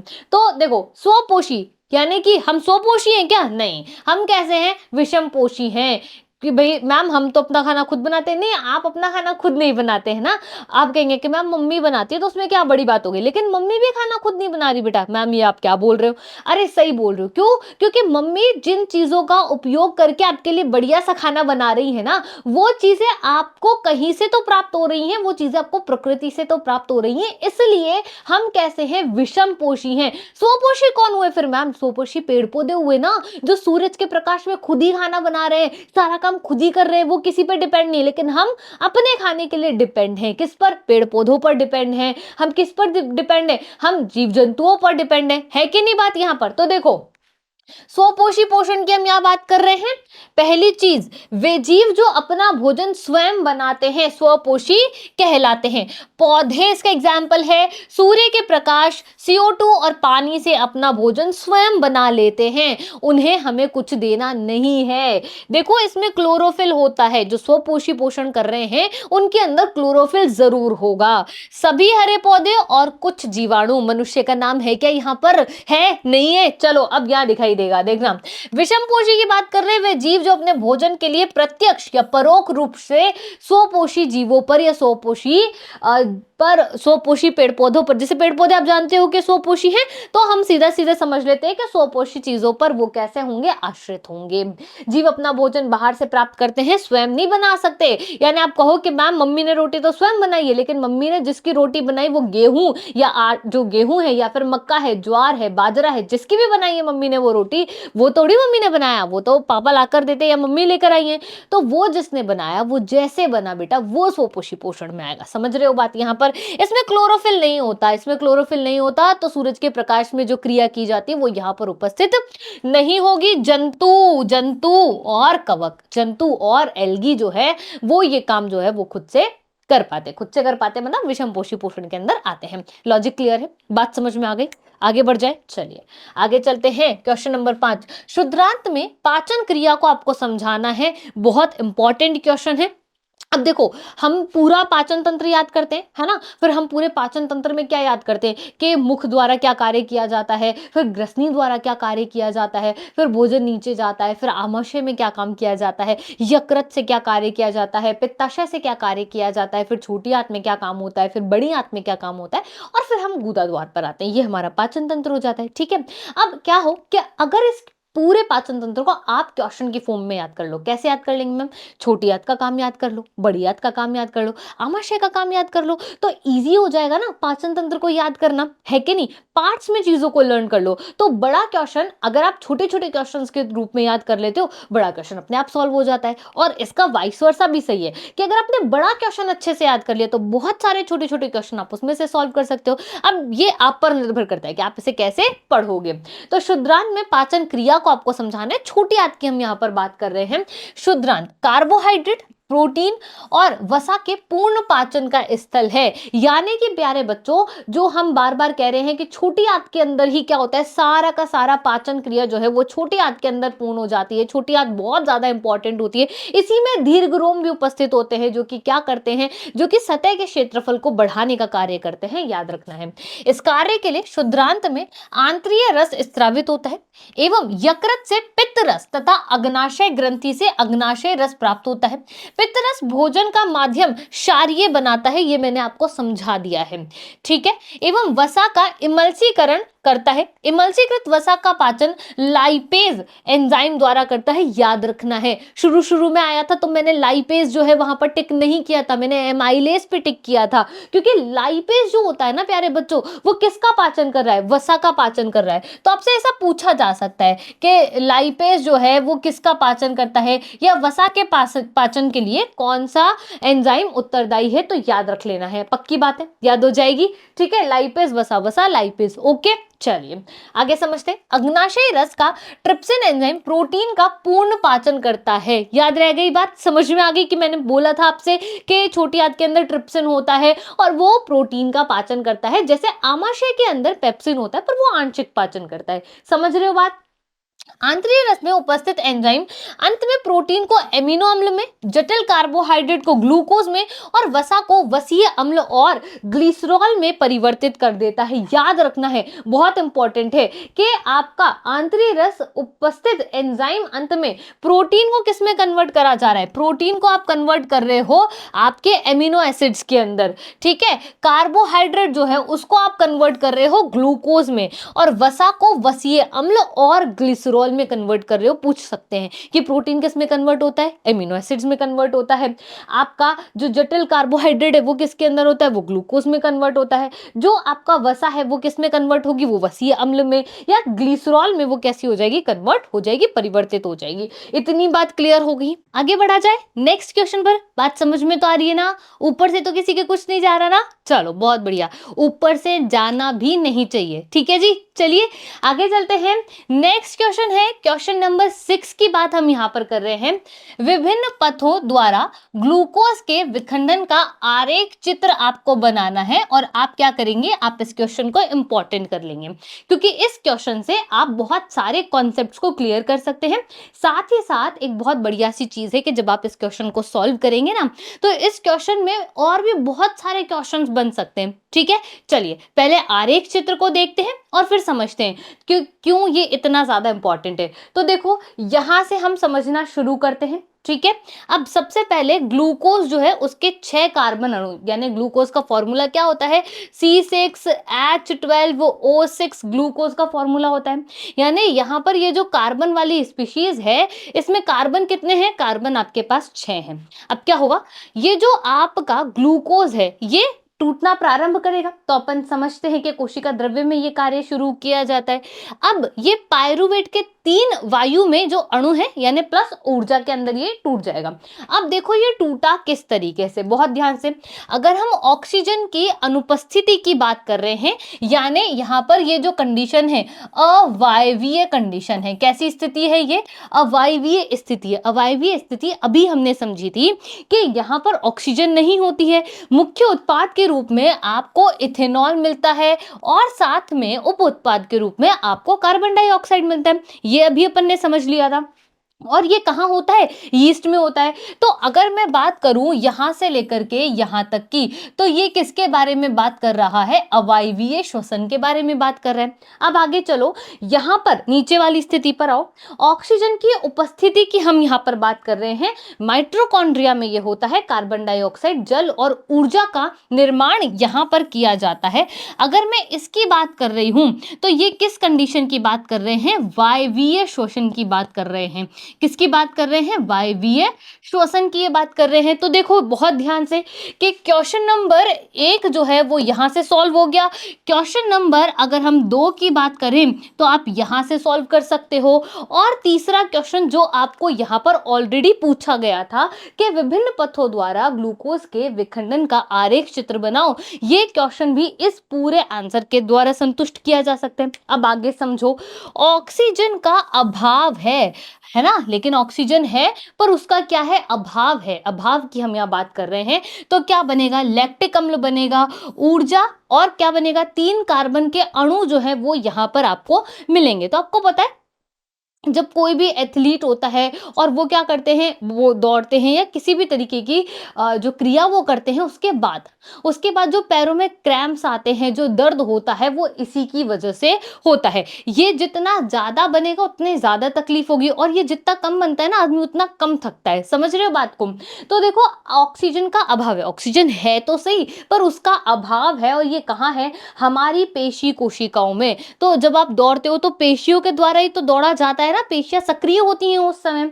तो क्या बनेगा, लैक्टिक एसिड का निर्माण यहां पर होता है, ऊर्जा यहां पर मिलती है, 3 कार्बन के अणु जो है वो यहां पर आपको मिलते हैं। तो जो तीसरा क्वेश्चन है, तीसरा क्वेश्चन कि जब कोई एथलीट क्या करता है, एथलेटिक्स करता है, उस समय जो क्रैम्प आते हैं या उसे थकावट महसूस होती है, उसके पीछे कौन उत्तरदायी है, तो यहां पर लैक्टिक एसिड जो है वो उत्तरदायी है। तो ये क्वेश्चन कैसा है, बड़ा इंपॉर्टेंट क्वेश्चन है। मैं बिल्कुल साइड हो जाती हूं, आप इसका स्क्रीनशॉट अच्छे से ले लीजिए कि आपको सारी चीजें जो हैं वो क्लियर यहां पर हो जाएगी। ठीक है, क्लियर है बात यहां। चलिए आगे चलते हैं, नेक्स्ट क्वेश्चन पर बात करते हैं। नेक्स्ट क्वेश्चन क्या दिया हुआ है, क्वेश्चन नंबर 7 की हम बात कर रहे हैं। श्वसन से बात करनी है और बात करनी है प्रकाश संश्लेषण में, कि श्वसन में और प्रकाश संश्लेषण में क्या डिफरेंस होता है। तो क्या होता है श्वसन के अंदर, हम क्या करते हैं, हमने समझा था कि श्वसन जो है वो एक जैव रासायनिक क्रिया होती है ना। और प्रकाश संश्लेषण तो अलग तरीके की क्रिया है, ये तो हम कर ही नहीं सकते। कर सकते हैं क्या हम, ये तो हम नहीं कर सकते। तो दोनों में बहुत ज्यादा डिफरेंस है। देखो प्रकाश संश्लेषण और श्वसन एक दूसरे की पूरक और विपरीत प्रक्रियाएं हैं। कैसी हैं, विपरीत प्रक्रियाएं हैं। अगर हम बात कर रहे हैं प्रकाश संश्लेषण में, तो कार्बन डाइऑक्साइड और जल से ग्लूकोज बनता है। ये अपन जानते हैं कि कार्बन डाइऑक्साइड और जल से ग्लूकोज का निर्माण होगा और ऑक्सीजन मुक्त यहां पर होती है। पर अगर आप श्वसन की बात कर रहे हो तो उसमें ग्लूकोज के ऑक्सीकरण से यहाँ पर कार्बन डाइऑक्साइड और जल से ग्लूकोज बन रहा था और ऑक्सीजन मुक्त हो रही थी, पर यहाँ पर ग्लूकोज के ही ऑक्सीकरण से आप ऊर्जा का उत्पादन करते हो, साथ साथ कार्बन डाइऑक्साइड और पानी बनता है कि नहीं, एक दूसरे के ऑपोजिट है कि नहीं। समझ गए होंगे यहाँ तक की बात, आगे बढ़ जाऊं, चलिए आगे बढ़ते हैं। इंपॉर्टेंट कर लीजिएगा, ये आपसे पूछा जा सकता है। क्वेश्चन नंबर 8 पहले आपसे पूछा जा सकता है कि शिरा और धमनी में क्या अंतर है, डायरेक्ट क्वेश्चन है। दूसरा क्वेश्चन जिसका निर्माण हम यहां से कर सकते हैं वो होता है शिरा किसे कहते हैं, इस क्वेश्चन का निर्माण हम कर सकते हैं। और साथ ही साथ ये क्या कार्य करती है, ये क्या कार्य करती है, तो हम क्या लिखेंगे यहां पर, ये क्या कार्य करती है। क्लियर है बात यहाँ। चलिए नेक्स्ट क्वेश्चन क्या बन सकता है, नेक्स्ट क्वेश्चन इसी रेफरेंस में बन सकता है और हम यहां लिख देंगे बस धमनी। तो धमनी किसे कहते हैं, इसके कार्य लिखिए। ओके, तो दोनों क्वेश्चन जो हैं वो इस तरीके से बन सकते हैं। तो देखो, अगर आपने शिरा और धमनी में डिफरेंस लर्न कर लिया ना, तो आप शिरा के बारे में भी बात कर सकते हो, आप धमनी के बारे में भी बात कर सकते हो, यानी एक आंसर से 3 क्वेश्चन अपन सॉल्व कर सकते हैं। और इसी ये जो है ना शिरा और धमनी, इससे हम हार्ट अगर हमसे पूछ लिया तो हम वहां भी कंफ्यूज नहीं होंगे, हम वहां भी चीजें लिख सकते हैं। तो आप समझ गए होंगे कि अपने को पढ़ना किस तरीके से, कि एक चीज पढ़ो और 4 चीजें सॉल्व हो जाए। क्लियर है। चलो देखते हैं इसका आंसर किस तरीके से हमको लिखना है। सबसे पहले अगर आपसे शिरा के बारे में बात की है तो आप सिर्फ ये बातें लिख करके आएंगे, इन बातों के बारे में बात करेंगे। अगर आपसे धमनी के बारे में बात करिए तो आप इधर वाली बातें लिख करके आइएगा, लेकिन अगर आपसे दोनों की बात करिए तो आप दोनों लिख करके आ जाइएगा। शुरू करें, चलिए। रुधिर को अंगों से हृदय में लाती है, रुधिर को अंगों से हृदय में ला रही है। देखो सबसे पहले हृदय में आपका आया था, हृदय से पूरी बॉडी में गया है ना, हृदय से जब पूरी बॉडी में जा रहा है तो ये काम धमनियां कर रही हैं, वो धमका देती हैं ना, वो क्या कर देती है, वो धमका देती है। लेकिन अब जब अशुद्ध रुधिर की बात हो रही है तो फिर वो काम कौन करेगी, वो काम शिरा करेगी। इसीलिए क्या बोला है कि रुधिर को अंगों से हृदय में ला रही है, अंग से हृदय में ला रही है, हृदय के पास ला रही है। तो शिरा की बात हम कर रहे हैं, किसकी बात कर रहे हैं हम, हृदय के पास, हृदय के पास की अगर हम बात करेंगे तो हम वहां पर शिरा लिखेंगे। पर अगर हम ये कहते हैं कि हृदय से दूर की अगर आप बात कर रहे हो तो आप किसको याद कर लोगे, आप जो धमका देती है उसको याद कर लोगे। वो कौन होती है, धमनी होती है। याद रह जाएगी अब तो बात, ठीक है, धमकी दे देती है भैया, ठीक है जी। चलो, तो रुधिर को अंगों से हृदय में लाती है, मैंने इसको क्या कर दिया है, मैंने इसको बॉक्स में बंद कर दिया है, याद रह जाएगी। अब आप अगर यहां पढ़ोगे तो देखो हृदय से अंगों तक, हृदय से अंगों तक ले जाने का काम कौन कर रही है, धमनी कर रही है। समझ गए बात। यहां आगे देखो, शिराओं से अशुद्ध रक्त, अशुद्ध रक्त की बात की जा रही है, प्रवाहित होता है, अपवाद है फुफ्फुसीय शिरा, जो कि बहुत इंपॉर्टेंट है। अपवाद कौन है, फुफ्फुसीय शिरा अपवाद है। याद रह जाएगी इतनी बात, मैं बताऊंगी ये अपवाद भी क्यों है। अब यहां पर आओ, धमनी से शुद्ध रक्त, शुद्ध रक्त की बात यहां पर हो रही है, शुद्ध रक्त प्रवाहित होता है, अपवाद है फुफ्फुसीय धमनी। शिरा में रक्त दाब कम होता है, शिरा में क्या है, रक्त दाब जो है वो कम है, लेकिन धमनी में रक्त दाब कैसा है, उच्च रक्त दाब है, कैसा है, उच्च है। शिरा में वॉल्व पाए जाते हैं, क्या पाए जाते हैं, वॉल्व पाए जाते हैं। अब जब ब्लड जा रहा है ऊपर की तरफ, ब्लड कहां जा रहा है बेटा, ऊपर की तरफ जा रहा है, तो अब ब्लड जो है ऊपर की तरफ जा रहा है तो वो कैसा होगा, नीचे आने की संभावना भी व्यक्त करेगा, और अगर नीचे आया तो गलत हो जाएगा। इसलिए क्या होता है कि ब्लड नीचे नहीं आ पाए, वॉल्व जो है वो बंद हो जाते हैं। धमनी में किसी भी प्रकार के वॉल्व नहीं होते, क्योंकि ब्लड इस तरीके से जा रहा है, ब्लड यूं जा रहा है ना, यूं नीचे की तरफ जा रहा है, तो उसके लिए उसे वॉल्व की आवश्यकता नहीं पड़ेगी। शिरा की दीवार पतली होती होती है, शिरा की दीवार कैसी होगी, पतली, क्योंकि दाब कैसा है बेटा, कम दाब लग रहा है।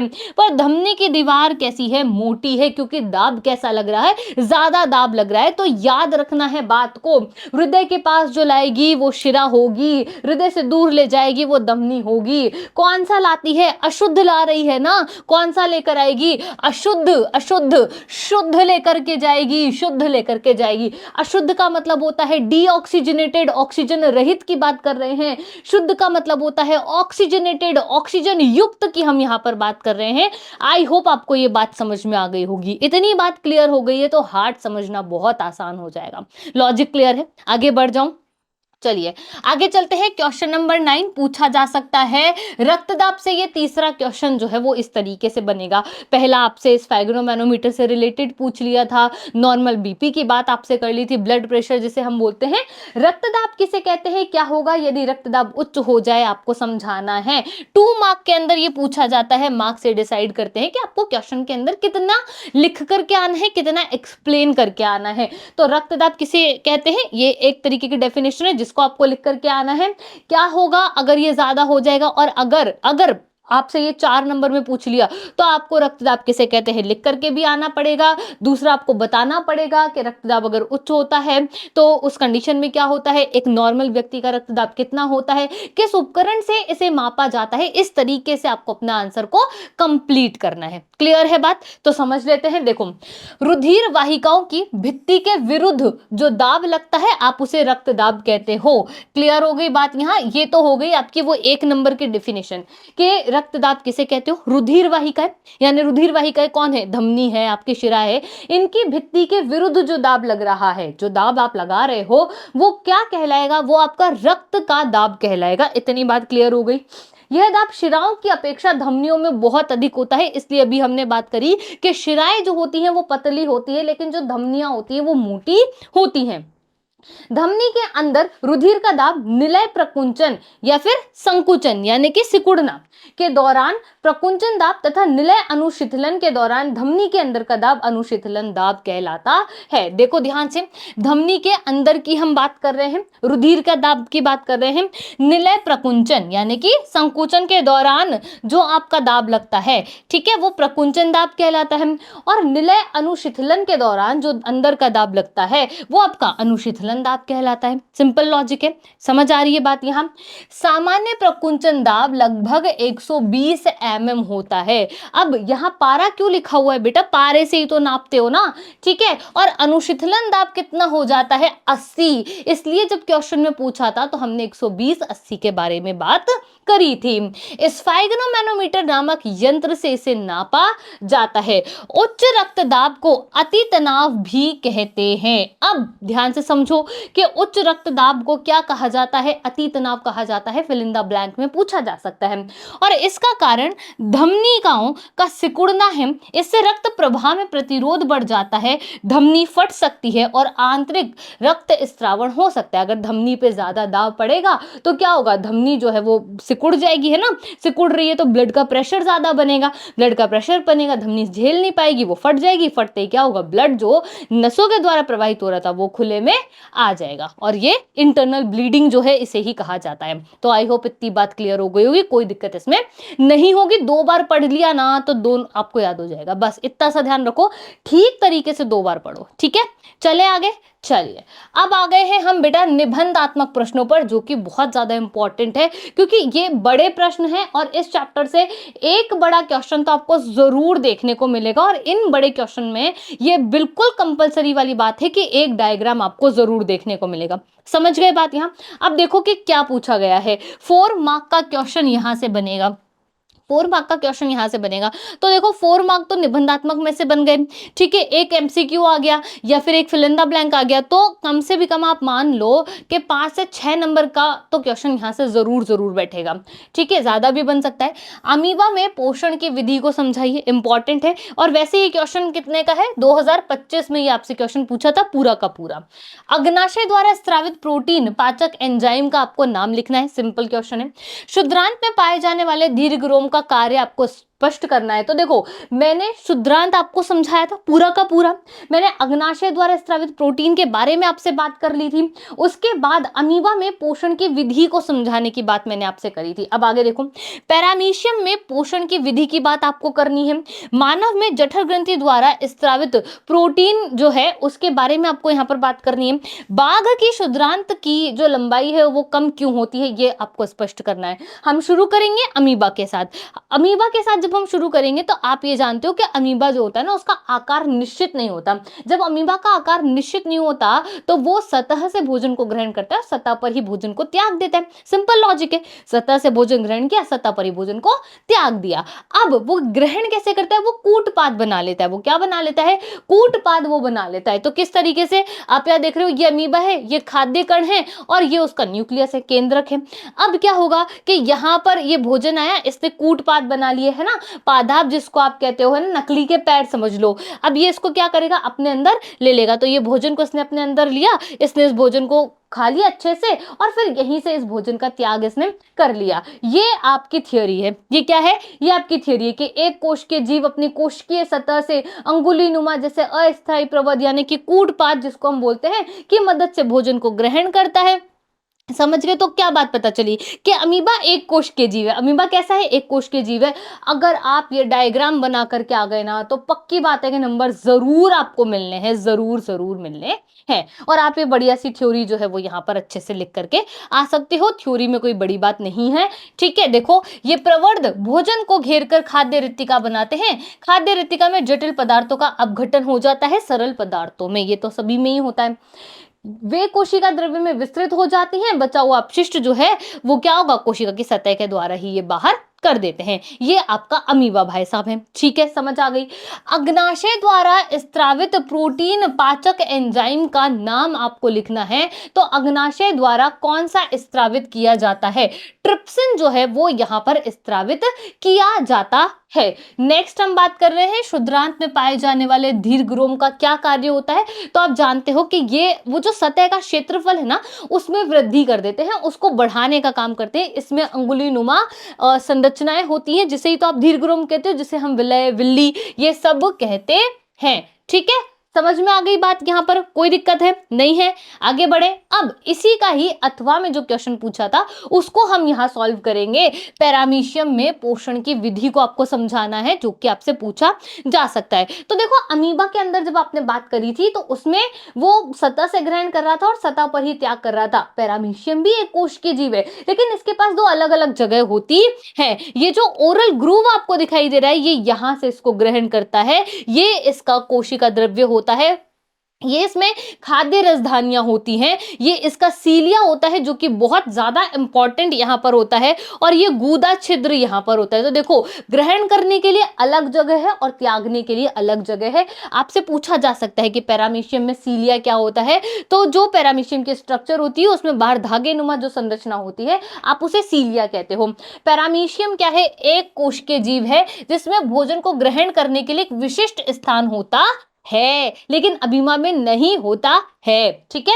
ये भोजन को अपने सीलिया यानी छोटे बालों जैसी संरचना की सहायता से मुख्य खांचे में ले जाता है। अभी मैंने आपको बोला कि सीलिया वेरी इंपॉर्टेंट है, आपसे पूछा जा सकता है कि सीलिया क्या कार्य करता है। ओके, चलिए आगे बात करते हैं। इसके बाद भोजन एक खाद्य रिक्तिका में आता है जो मैंने आपको क्या करी थी, यहां पर बताई थी, ठीक है। चलिए, जहां पाचक एंजाइमों द्वारा भोजन का पाचन होता है, पचे हुए पोषक तत्वों को कोशिका के साइटोप्लाज्म में अवशोषित कर लिया जाता है और अपचित अपशिष्ट को कोशिका झिल्ली के माध्यम से बाहर निकाल दिया जाता है। तो ये बहुत सिंपल सी चीज है, ये याद कर लेनी है अपने को। ओके, चलो नेक्स्ट क्वेश्चन है, जठर ग्रंथि द्वारा स्रावित प्रोटीन पाचक एंजाइम के बारे में आपको बात करनी है। तो आपको पता है कि जठर ग्रंथि से कौन सा निकलता है, पेप्सिन जो है वो यहां पर निकलता है। क्लियर है। नेक्स्ट क्या पूछा है, बाघ की शुद्रांत की लंबाई कम क्यों होती है, कारण आपको बताना है। ये थोड़ा सा डिफरेंट क्वेश्चन है, इसके बारे में हमने चर्चा नहीं करी थी तो अभी कर लेते हैं, बहुत आसान बात है। बाघ देखो एक मांसाहारी जंतु है। बाघ कैसा है, मांसाहारी जंतु है। और समझो, शुद्रांत की लंबाई कम की बात कर रहे हैं तो देखो, इसका मुख्य भोजन मांस होता है, मांस को पचाना कैसा होता है, आसान होता है। इसलिए मांसाहारियों की क्षुद्रांत छोटी आंत जिसको हम कहते हैं, उसकी लंबाई शाकाहारियों की तुलना में कैसी होगी, कम होती है। इसके विपरीत घास और पौधों से प्राप्त सेल्यूलोज को पचाने में अधिक समय लगता है। इसलिए जो शाकाहारी जीव होते हैं उनकी क्षुद्रांत मतलब स्मॉल इंटेस्टाइन लंबी होती है, और मांसाहारी जितने भी जीव होंगे उनकी इंटेस्टाइन जो होगी, स्मॉल इंटेस्टाइन, वो कैसी हो जाएगी, छोटी हो जाएगी। तो इतनी बात क्लियर हो गई, कोई दिक्कत है? चलें आगे।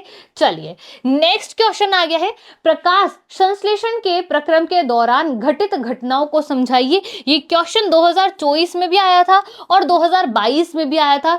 अब ये क्वेश्चन आपको लॉन्ग में दिखाई दे रहा है, यही क्वेश्चन शॉर्ट में भी पूछा गया था, और मैंने आपको कहा था कि आप मुझे जरूर कॉमेंट करना, इस क्वेश्चन का आंसर मैं आपको एंड में जरूर बताऊंगी। ठीक है, एक पत्ते के अनुप्रस्थ काट का नामांकित जो चित्र आपको बनाना है, आ गया चित्र बनाना, ठीक है, वहां अमीबा और पैरामीशियम का डायग्राम आपको बनाना कंपलसरी है। पत्तियों में रंध्र के खुलने और बंद होने की प्रक्रिया समझानी है, तो पत्तियों के रंध्रों का जो डायग्राम है वो आपको यहां बनाना है। खुले एवं बंद रंध्र का डायग्राम बनाना ही है। समझ आ गई बात कि मैंने क्यों कहा कि डायग्राम इंपॉर्टेंट है, यहां से जरूर पूछा जाएगा। क्लोरोफिल द्वारा प्रकाश ऊर्जा को अवशोषित करना, पहली घटना। प्रकाश ऊर्जा को रासायनिक ऊर्जा में रूपांतरित कर देना, उसके बाद जल अणुओं का हाइड्रोजन तथा ऑक्सीजन में अपघटन करना, और तीसरी कार्बन डाइऑक्साइड का कार्बोहाइड्रेट में अपचयन करना। ये इंपॉर्टेंट है, ये आपसे पूछा जा चुका है और अभी भी पूछा जा सकता है। ओके, चलिए नेक्स्ट, एक पत्ते के अनुप्रस्थ काट का आपको नामांकित चित्र बनाना है। तो भाई साहब चित्र बनाने की अच्छे से प्रैक्टिस कर लो, बहुत सीधे सीधे डायग्राम है, तो आराम से एक दो बार भी बनाओगे ना, अपने आप सीख जाओगे। ठीक है, आगे बढ़े, चलिए आगे चलते हैं। अथवा में पूछा था रंध्रों के खुलने और बंद होने की प्रक्रिया को आपको समझाना है। तो सबसे पहले रंध्रों का डायग्राम कुछ इस तरीके से आपको बनाना है, अच्छे से लेबलिंग करके आओ, बढ़िया से आउटलाइन बना करके आओ, पेपर को अच्छे से सॉल्व कर लो। ठीक है, पत्तियों के जो रंध्र है उनको स्टोमेटा कहते हैं। तो देखो, जो पत्ती की सतह पर सूक्ष्म छिद्र होते हैं, प्रकाश संश्लेषण की जो क्रिया होती है उसके लिए गैसों का अधिकांश आदान प्रदान इन्हीं छिद्रों के द्वारा होता है। तो छिद्र इंपॉर्टेंट है, लेकिन गैसों का आदान प्रदान तने, जड़ और पत्तियों की सतह से भी होता है। तो हमने क्या कहा, अधिकांश की हमने बात करी कि अधिकांश तो इन्हीं की मदद से हो रहा है, बाकी थोड़ा बहुत आपके जो तने हैं, आपकी जड़ें हैं, आपकी जो पत्तियां हैं, इनसे भी होता है। इन रंध्रों से पर्याप्त मात्रा में जल की हानि भी होती है। क्लियर है? अतः जब प्रकाश संश्लेषण के लिए कार्बन डाइऑक्साइड की आवश्यकता नहीं होती, तब पौधा इन छिद्रों को बंद कर लेता है। ये इंपॉर्टेंट है कि छिद्र बंद कब होते हैं, जब जरूरत नहीं है तो छिद्र बंद हो जाएंगे। छिद्रों का खुलना और बंद होना द्वार कोशिकाओं का एक प्रमुख कार्य होता है। ये क्वेश्चन आ चुका है इसी के अंदर से।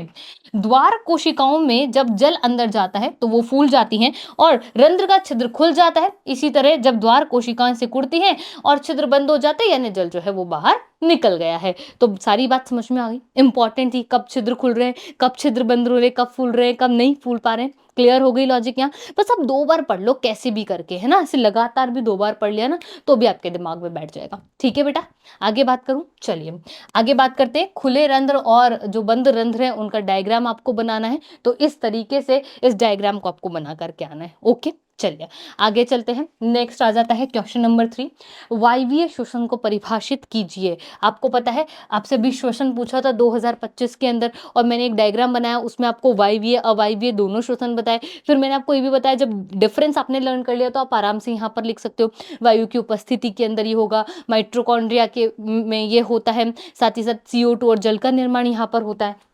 मानव श्वसन तंत्र के वायु मार्ग को आपको समझाना है। सिंपल बात है, श्वसन तंत्र पूछ लिया आपसे और उसका नामांकित चित्र भी आपसे पूछ लिया। देखो यहाँ चित्र बनाना है और फिर यहाँ भी बनाना है, बहुत आसान है। ठीक है, चलो फिर पाचन तंत्र को परिभाषित कर दो, पूरा का पूरा सिस्टम आपसे पूछ लिया है, 23 की बात है ये, है ना। भोजन में पाचन के अग्नाशय रस को, जो भूमिका है उसकी अग्नाशय रस की, वो समझाना है।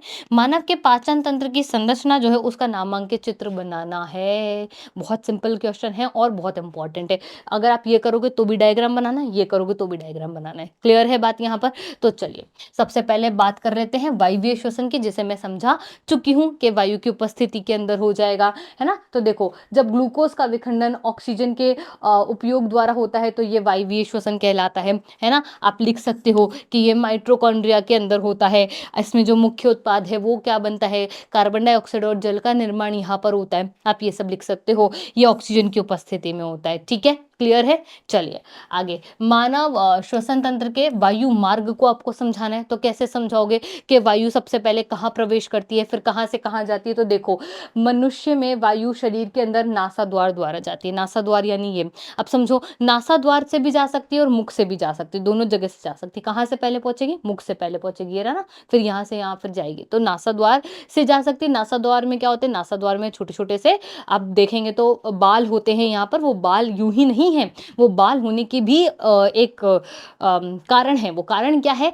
कि बाल क्या करते हैं, जैसे आप श्वास लेते हो ना, तो श्वास के साथ आपने ऑक्सीजन तो ली लेकिन उसके साथ धूल के कण और बहुत सारे अवांछनीय पदार्थ जो है वो उसके अंदर आ जाते हैं। तो ये जो बाल है ना, ये फिल्टरेशन का काम करते हैं और फिल्टर करके जो उपयोगी चीजें हैं उन्हीं को बाहर भेजते हैं। बाकी चीजें आप समझते हो कि यहीं पर ही अटक के रह जाएंगी, इसलिए बाल होना बड़ा जरूरी है। ठीक है, तो देखो, महीन बालों द्वारा निस्पंदित हो जाते हैं, फिल्टर हो जाते हैं, छन जाते हैं, जिससे शरीर में जाने वाली वायु धुल जाती है और अशुद्धि रहित हो जाती है, अशुद्धियां नहीं होती हैं। इस मार्ग में श्लेष्मा की परत होती है जो इस प्रक्रम में सहायक होती है।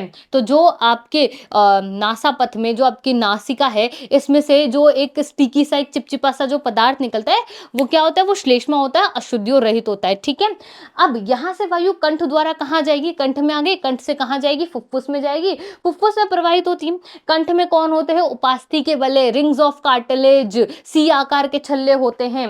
यह सुनिश्चित करता है कि वायु मार्ग निपातित नहीं हो, टूटे नहीं, खराब नहीं हो, कोलैप्स नहीं हो जाए। याद रह जाएगी बात। नेक्स्ट देखो, फुफ्फुस के अंदर मार्ग छोटी और छोटी नलिकाओं में विभाजित हो जाता है और अंत में गुब्बारे जैसी संरचना जो है वो यहाँ पर आती है, जिसे आप कुप्पिका कहते हो। कुप्पिका एक सतह उपलब्ध कराती है जहां पर गैसों का विनिमय होता है। कौन सी गैसों का होता है? ऑक्सीजन और CO2 का विनिमय यहां पर होता है। कुप्पिकाओं की भित्ति में रुधिर वाहिकाओं का विस्तरण जाल होता है।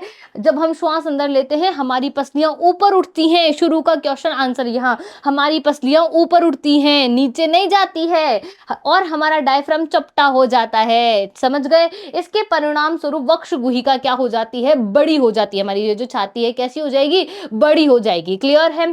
इस कारण वायु फुफ्फुस के अंदर चली जाती है, विस्तृत कुप्पिकाओं को भर लेती है। रुधिर शेष शरीर से कार्बन डाइऑक्साइड कुप्पिकाओं में छोड़ने के लिए आता है। कुप्पिका रुधिर वाहिका का रुधिर कुप्पिका वायु से ऑक्सीजन लेकर के सभी कोशिकाओं तक पहुंचाती है। श्वास चक्र के समय जब वायु अंदर और बाहर होती है, फुफ्फुस सदैव वायु का अवशिष्ट आयतन रखते हैं, जिससे ऑक्सीजन के अवशोषण और कार्बन डाइऑक्साइड के मोचन के लिए पर्याप्त समय मिल जाता है। समझ आ रही है बात यहाँ पर? नेक्स्ट देखो, फुफ्फुस की वायु से श्वसन वर्णक ऑक्सीजन जो होता है ना, श्वसन वर्णक कौन है यहाँ? हीमोग्लोबिन। हीमोग्लोबिन का फ्रेंड कौन है? ऑक्सीजन। उन उत्तकों तक पहुंचाते हैं जिनमें ऑक्सीजन की कमी होती है। मानव में श्वसन वर्णक कौन होता है? हीमोग्लोबिन, जो ऑक्सीजन के लिए उच्च बंधुता रखता है। फ्रेंड है इसका बेस्ट वाला। ये वर्णक कहाँ होता है? लाल रुधिर कणिकाओं में होता है, इसलिए इसका फेवरेट कलर कौन सा है? रेड कलर है। रेड कलर का ये होता है। कार्बन डाइऑक्साइड जल में अधिक विलय होता है, इसीलिए इसका परिवहन हमारे रुधिर में विलय अवस्था में होता है। भाई बहुत सिंपल चीज थी, 2 बार पढ़ ली ना, हाईलाइटेड जैसे मैंने की है उस तरीके से, तो आपको याद रह जाएगी। कैसे कि नासिका में गई है ना, हमने नासिका पढ़ी थी, फिर यहाँ पे बाल होते हैं, यहाँ पे श्लेष्मा की परत होती है, अशुद्धियां बाहर रह जाती है, अंदर चली जाती है। कंठ में कौन होते हैं? उपास्थि के वलय होते हैं, वो याद रखते हैं कि वायु मार्ग निपतित ना हो। उसके बाद ये कहाँ चली जाती है? फुफ्फुस फेफड़ों में चली जाती है। या अंदर बहुत सारी छोटी छोटी कोशिकाएं होती है, छोटी छोटी नलिकाएं होती हैं, है ना, रुधिर वाहिकाएं होती है। यहाँ पे कुप्पिका होती है जो गैसों का विनिमय करती है। बस सबको ऐसे याद रखना है सारी चीजें। समझ गए बात यहाँ? क्लियर है? चलिए आगे चलते हैं। मानव श्वसन तंत्र का नामांकित चित्र बनाना है, इसमें आपकी कोई मदद नहीं कर सकता, आपको इसे प्रैक्टिस करनी ही पड़ेगी। ये पूछा जा सकता है एग्जाम के अंदर। आगे बात करते हैं अथवा वाले क्वेश्चन की, कि पाचन को आपको परिभाषित करना है, पाचन के बारे में बात करनी है। वह क्रिया है जिस में भोजन का यांत्रिकीय और रासायनिक रूप से छोटे छोटे घटकों में विभाजित कर दिया जाता है। भोजन को तोड़ दोगे आप, ताकि उन्हें रक्त में क्या करेंगे? रक्त में अवशोषित कर लेंगे पोषक तत्वों को, अपशिष्ट को हम बाहर निकाल देंगे। पाचन एक प्रकार की अपचय क्रिया है जिसमें आहार के बड़े अणुओं को छोटे छोटे अणुओं में आप क्या करते हो? बदल देते हो, यानी जटिल अणुओं को आप सरलीकृत कर देते हो, उनका जटिल अणुओं को विखंडित कर देते हो, आप पाचन कहलाता है। क्लियर है लॉजिक? भोजन में अग्नाशय रस की भूमिका को आपको समझाना है भाई ये क्या काम करता है। तो समझ लो कि भोजन में, पाचन में अग्नाशय रस में क्या होता है, एंजाइम होता है जो कि क्या करता है, अग्नाशय रस बनाता है। ये एंजाइम शर्करा, वसा और स्टार्च को तोड़ते हैं। शर्करा शुगर, वसा फैट्स और स्टार्च को तोड़ते हैं। प्रोटीन के पाचन के लिए ट्रिप्सिन एंजाइम यहां पर होता है तथा इमल्सीकृत वसा का पाचन करने के लिए लाइपेज एंजाइम भी यहां पर होता है। ये दोनों की बात हम कर चुके हैं। इसका आपको नामांकित चित्र बनाना है और ये इस तरीके से बनाया जाएगा। इसकी भी आपको प्रैक्टिस करनी है, इसमें आपकी कोई मदद नहीं कर सकता सिवाय आपके, क्योंकि आपको इसे प्रैक्टिस करना ही पड़ेगा। और आपने कर लिया ना 3-4 डायग्राम्स को, आप पक्के से यहाँ पर ये जो चैप्टर है उसको एग्जाम में अच्छे से कर लोगे। ठीक है, चलो नेक्स्ट क्वेश्चन है, मानव में उत्सर्जन तंत्र बनाने वाले अंगों का नाम लिखना है। अब आप मार्किंग देखो कि 4 नंबर का क्वेश्चन है और पूछा सिर्फ नाम है, तो क्या हम सिर्फ नाम लिख करके आ जाएंगे? बिल्कुल ऐसी गलती मत कर देना, बिल्कुल भी मत करना। नाम नहीं लिख कर क्या, नाम के साथ थोड़ी थोड़ी बातें कर लेना। ठीक है, कैसे करेंगे मैम? थोड़ी थोड़ी बातें देखो, वृक्क, मूत्रवाहिनी, मूत्राशय, मूत्रमार्ग, उत्सर्जन तंत्र शरीर का वह तंत्र है। भाई यहां तक तो वो बात हो गई। ठीक है, अब देखो उत्सर्जन तंत्र शरीर का वह तंत्र है जिसका कार्य अपशिष्ट पदार्थों को शरीर से बाहर निकालना है। अब इसमें बहुत सारे जो अंग हैं वो हमने यहां ही लिख दिया। अब ये क्या काम करते हैं समझ लेते हैं। अगर हम वृक्क की बात कर रहे हैं तो क्या कर रहे हैं, ये मुख्य उत्सर्जीय अंग है जो रक्त को छान करके मूत्र का निर्माण करते हैं। मूत्र वाहिनी की आप बात कर रहे हो, ये नलिकाएं जो मूत्र को गुर्दे से मूत्राशय तक ले जाती है। किडनी की बात कर रहे हैं, इसको किडनी बोलते हो ना। ठीक है, राज्य में क्या आकार की होती है? मूत्राशय, यह एक थैलीनुमा अंग है जहां मूत्र जमा होता है, ब्लैडर। ठीक है, जब बहुत ज्यादा आपकी ये ब्लैडर भर जाता है तो आपका प्रेशर क्रिएट होता है कि अब अपने को वॉशरूम जाना है। मूत्र मार्ग, ये वह नली है जिससे आप मूत्र जो है वो बाहर उत्सर्जित कर देते हो। तो ये वेरी शॉर्ट में आपको समझा दिया है, लेकिन यहां से एक क्वेश्चन और बन सकता है। क्या बन सकता है? नेफ्रॉन। क्या बन सकता है बेटा? नेफ्रॉन बन सकता है। इंपॉर्टेंट कर लेना, नेफ्रॉन की क्रियाविधि पढ़ के जानी है। नेफ्रॉन की क्रियाविधि जो है वो आपको पढ़ करके जानी है। क्वेश्चन लिख लो यहां पर नेफ्रॉन के बारे में। नेफ्रॉन की क्रियाविधि, क्रियाविधि का सचित्र सचित्र सचित्र वर्णन कीजिए। ठीक है, याद रह जाएगी ये बात, ये पूछा जा सकता है, ये इंपॉर्टेंट क्वेश्चन है। आगे बढ़ू, चलिए आगे चलते हैं। क्वेश्चन नंबर 5, मानव आहार नाल में निम्नलिखित के कार्य आपको बताने। देखो पाचन तंत्र याद करवा रहे हैं आपको अलग अलग तरीके से। ठीक है, चलो सबसे पहले आपको लार दिया गया है। लार में एमाइलेज नामक एंजाइम होता है। 1 नंबर का क्वेश्चन सॉल्व। स्टार्च को माल्टोज में बदल देता है। लार पाचन क्रिया शुरू करती है और पाचन में मौजूद स्टार्च को पचाने में मदद करती है। क्लियर हो गई बात यहां पर? यानी लार कहां निकल रही है? मुख से निकल रही है, यानी पाचन की क्रिया मुख से ही प्रारंभ हो गई है। दूसरा क्वेश्चन भी सॉल्व हो गया। इसमें लाइसोसोम नामक एक एंजाइम होता है जो बैक्टीरिया को नष्ट करके इन्फेक्शन से आपको बचाता है। अब लार याद हो गया ना, सिंपल बात है। यानी मुख के अंदर लार होती है और आप ये सारी बातें उसमें लिख करके आ सकते हो। ठीक है, नेक्स्ट देखो आमाशय। आमाशय क्या होता है? आमाशय आपका स्टमक होता है, आपका पेट होता है। इसका जो शेप होता है वो जे आकार का होता है। आमाशय भोजन का अस्थायी संग्रह करता है। क्या कर लेता है? अस्थायी रूप से संग्रह करता है। इसमें हाइड्रोक्लोरिक अम्ल और प्रोटीन पाचक एंजाइम होते हैं। कौन होता है यहाँ पर? पी से प्रोटीन, पी से पेप्सिन, पी से प्रोटीन, पी से पेप्सिन। आमाशय की भित्ति द्वारा स्रावित हाइड्रोक्लोरिक अम्ल प्रोटीन पाचक एंजाइम के लिए आवश्यक पीएच उपलब्ध कराता है और भोजन के साथ आए जीवाणु को भी समाप्त कर देता है।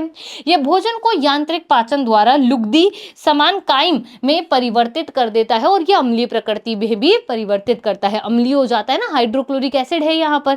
क्लियर है बात यहाँ? चलो पित्तरस, बाइल जूस की बात कर रहे हैं। पित्तरस वसा को छोटे कणों में तोड़ता है जिससे पाचक एंजाइम इसे आसानी से पचा सके।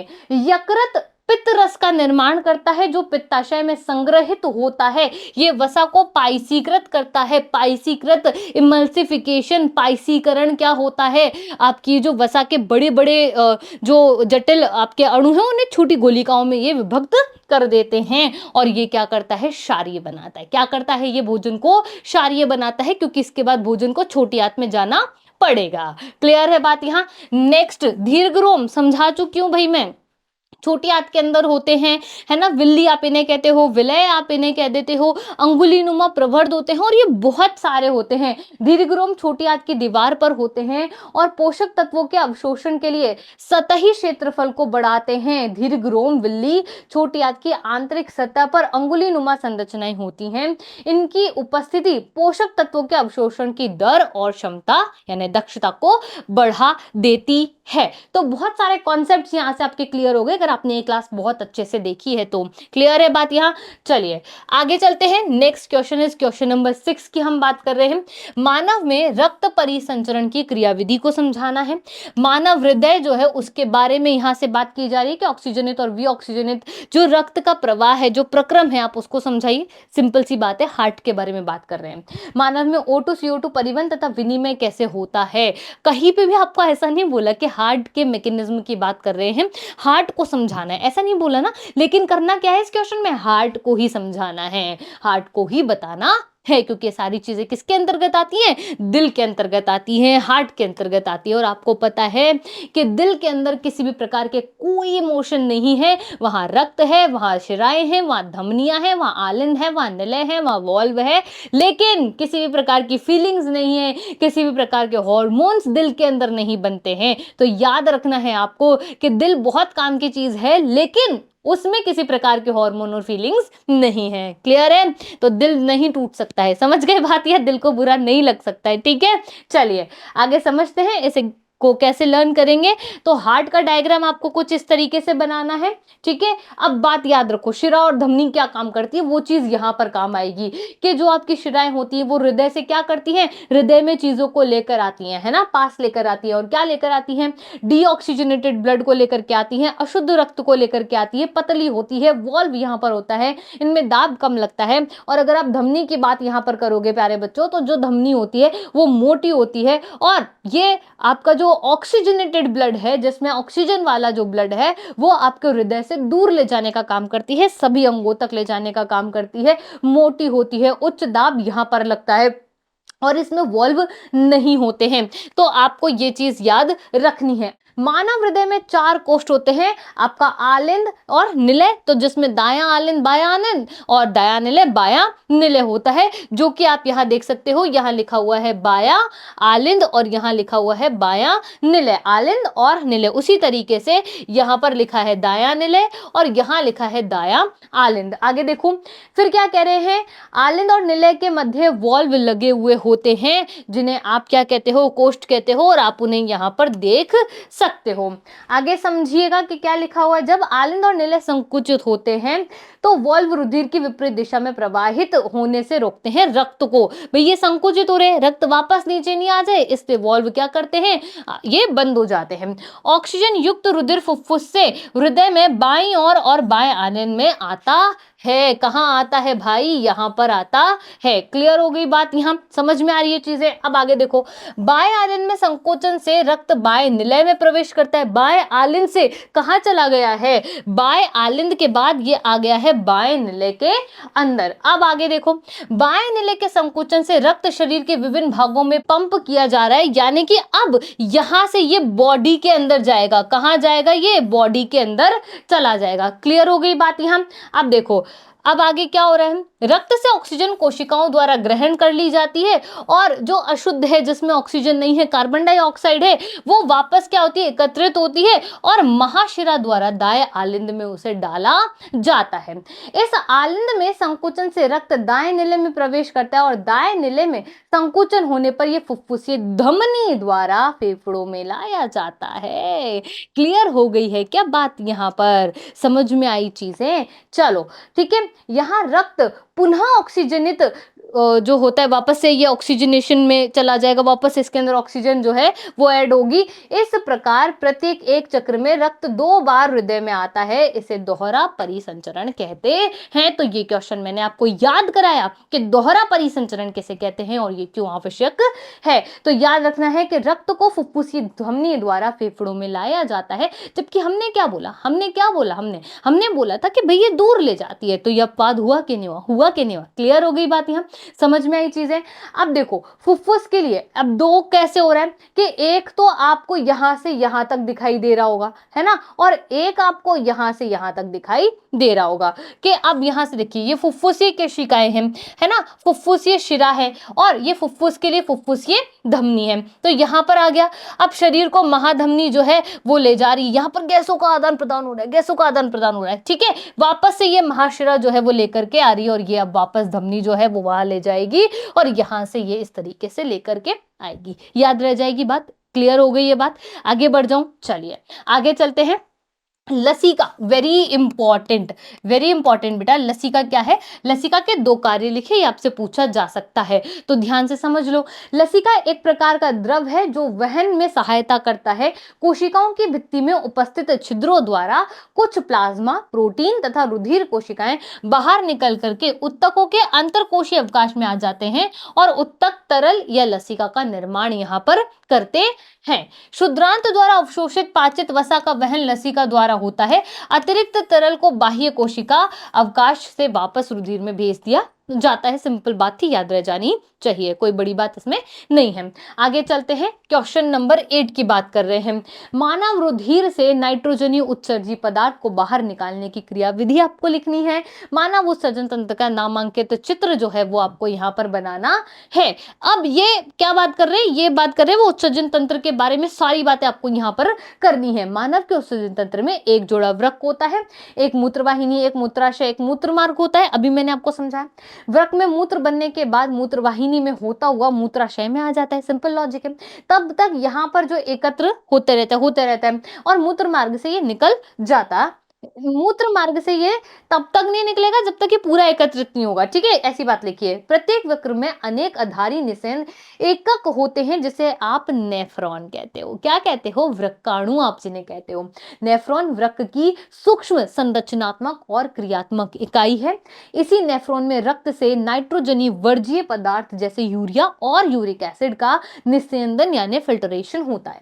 प्रारंभिक फिल्टरेशन में कुछ पदार्थ जैसे ग्लूकोज, एमिनो एसिड, लवण प्रचुर मात्रा में जो जल है वो रह जाते हैं। इन पदार्थों का चयनित पुनर्अवशोषण किया जाता है कि भाई ये तो सारे छान लिए, अब कुछ वापस तो दे दो हमको जो हमारे शरीर के लिए इंपॉर्टेंट है, वो हम इनसे वापस लेते हैं, जिसे आप पुनः अवशोषण कहते हो। इतनी बात क्लियर हो गई। इस तरीके का डायग्राम जो है वो यहाँ पर बनना चाहिए। आगे समझते हैं क्वेश्चन नंबर 9। निम्नलिखित का नामांकित चित्र आपको बनाना है। पाचन तंत्र बनाना है, पर्ण का अनुप्रस्थ काट आ चुका, मानव हृदय आ चुका, वृक्काणु की संरचना और मानव श्वसन तंत्र। तो ये जो 4th नंबर वाला है ना, यही नहीं पूछा अभी, है ना, बाकी सारे आपसे पूछ लिए हैं। तो पाचन तंत्र इस तरीके से आपको बनाना है और याद भी रखना है कि कैसे ये चीजें होती हैं। पर्ण वाला आपसे पूछ लिया था, ठीक है। उसके बाद ये आपका हार्ट का डायग्राम आ गया, अभी हार्ट अपन ने समझा ही है। उसके बाद ये वाला जो डायग्राम है ये बड़ा इंपॉर्टेंट है, नेफ्रॉन के बारे में बताता है। इसमें बोमेन संपुट होता है, ग्लोमेरुलस होता है, तो वो इंपॉर्टेंट है, इसको आपको याद रखना है विद इसका जो कार्य विधि है उसके साथ। श्वसन जो है उसका आपको पूरा श्वसन तंत्र का डायग्राम आपको पूछ लिया। और ये देखो कुप्पिका कुछ इस तरीके की होती है जहां गैसों का आदान प्रदान होता है। तो ये अगर आपसे कुप्पिका पूछी और आपने डायग्राम बना दिया तो नंबर बहुत अच्छे मिल जाएंगे आपको। उसके बाद आपसे क्या पूछा जा सकता है, आपसे नेफ्रॉन के बारे में बात की जा सकती है, जिसके बारे में बात बराबर आपसे कर रही हूं। तो प्यारे बच्चों, ये जो चैप्टर था, इस चैप्टर को हमने अच्छे से अभी समझ लिया। जितने इंपॉर्टेंट क्वेश्चंस बन सकते थे और जिस तरीके से बन सकते थे हमने सबकी चर्चा यहां पर करी है। अगर आपको लगता है कि इसके अलावा भी कुछ इंपॉर्टेंट है और आपके पास समय है तो आप क्या कर सकते हो, एनसीईआरटी मतलब जो आपकी किताब है, जो आपकी टेक्स्ट बुक है, उसकी बैक एक्सरसाइज को अच्छे तरीके से सॉल्व कर लो, 2-3 बार उसको पढ़ लो। ये वाला जो आपका चैप्टर है ये अच्छे से क्लियर हो जाएगा, एक क्वेश्चन भी इसके बाहर आपसे नहीं पूछा जाएगा। तो प्यारे बच्चों, आशा करती हूँ कि आपकी तैयारी बहुत अच्छी चल रही होगी और इस वीडियो से और अच्छी तैयारी चल रही होगी। मिलते हैं आपसे अगले पार्ट में। धन्यवाद।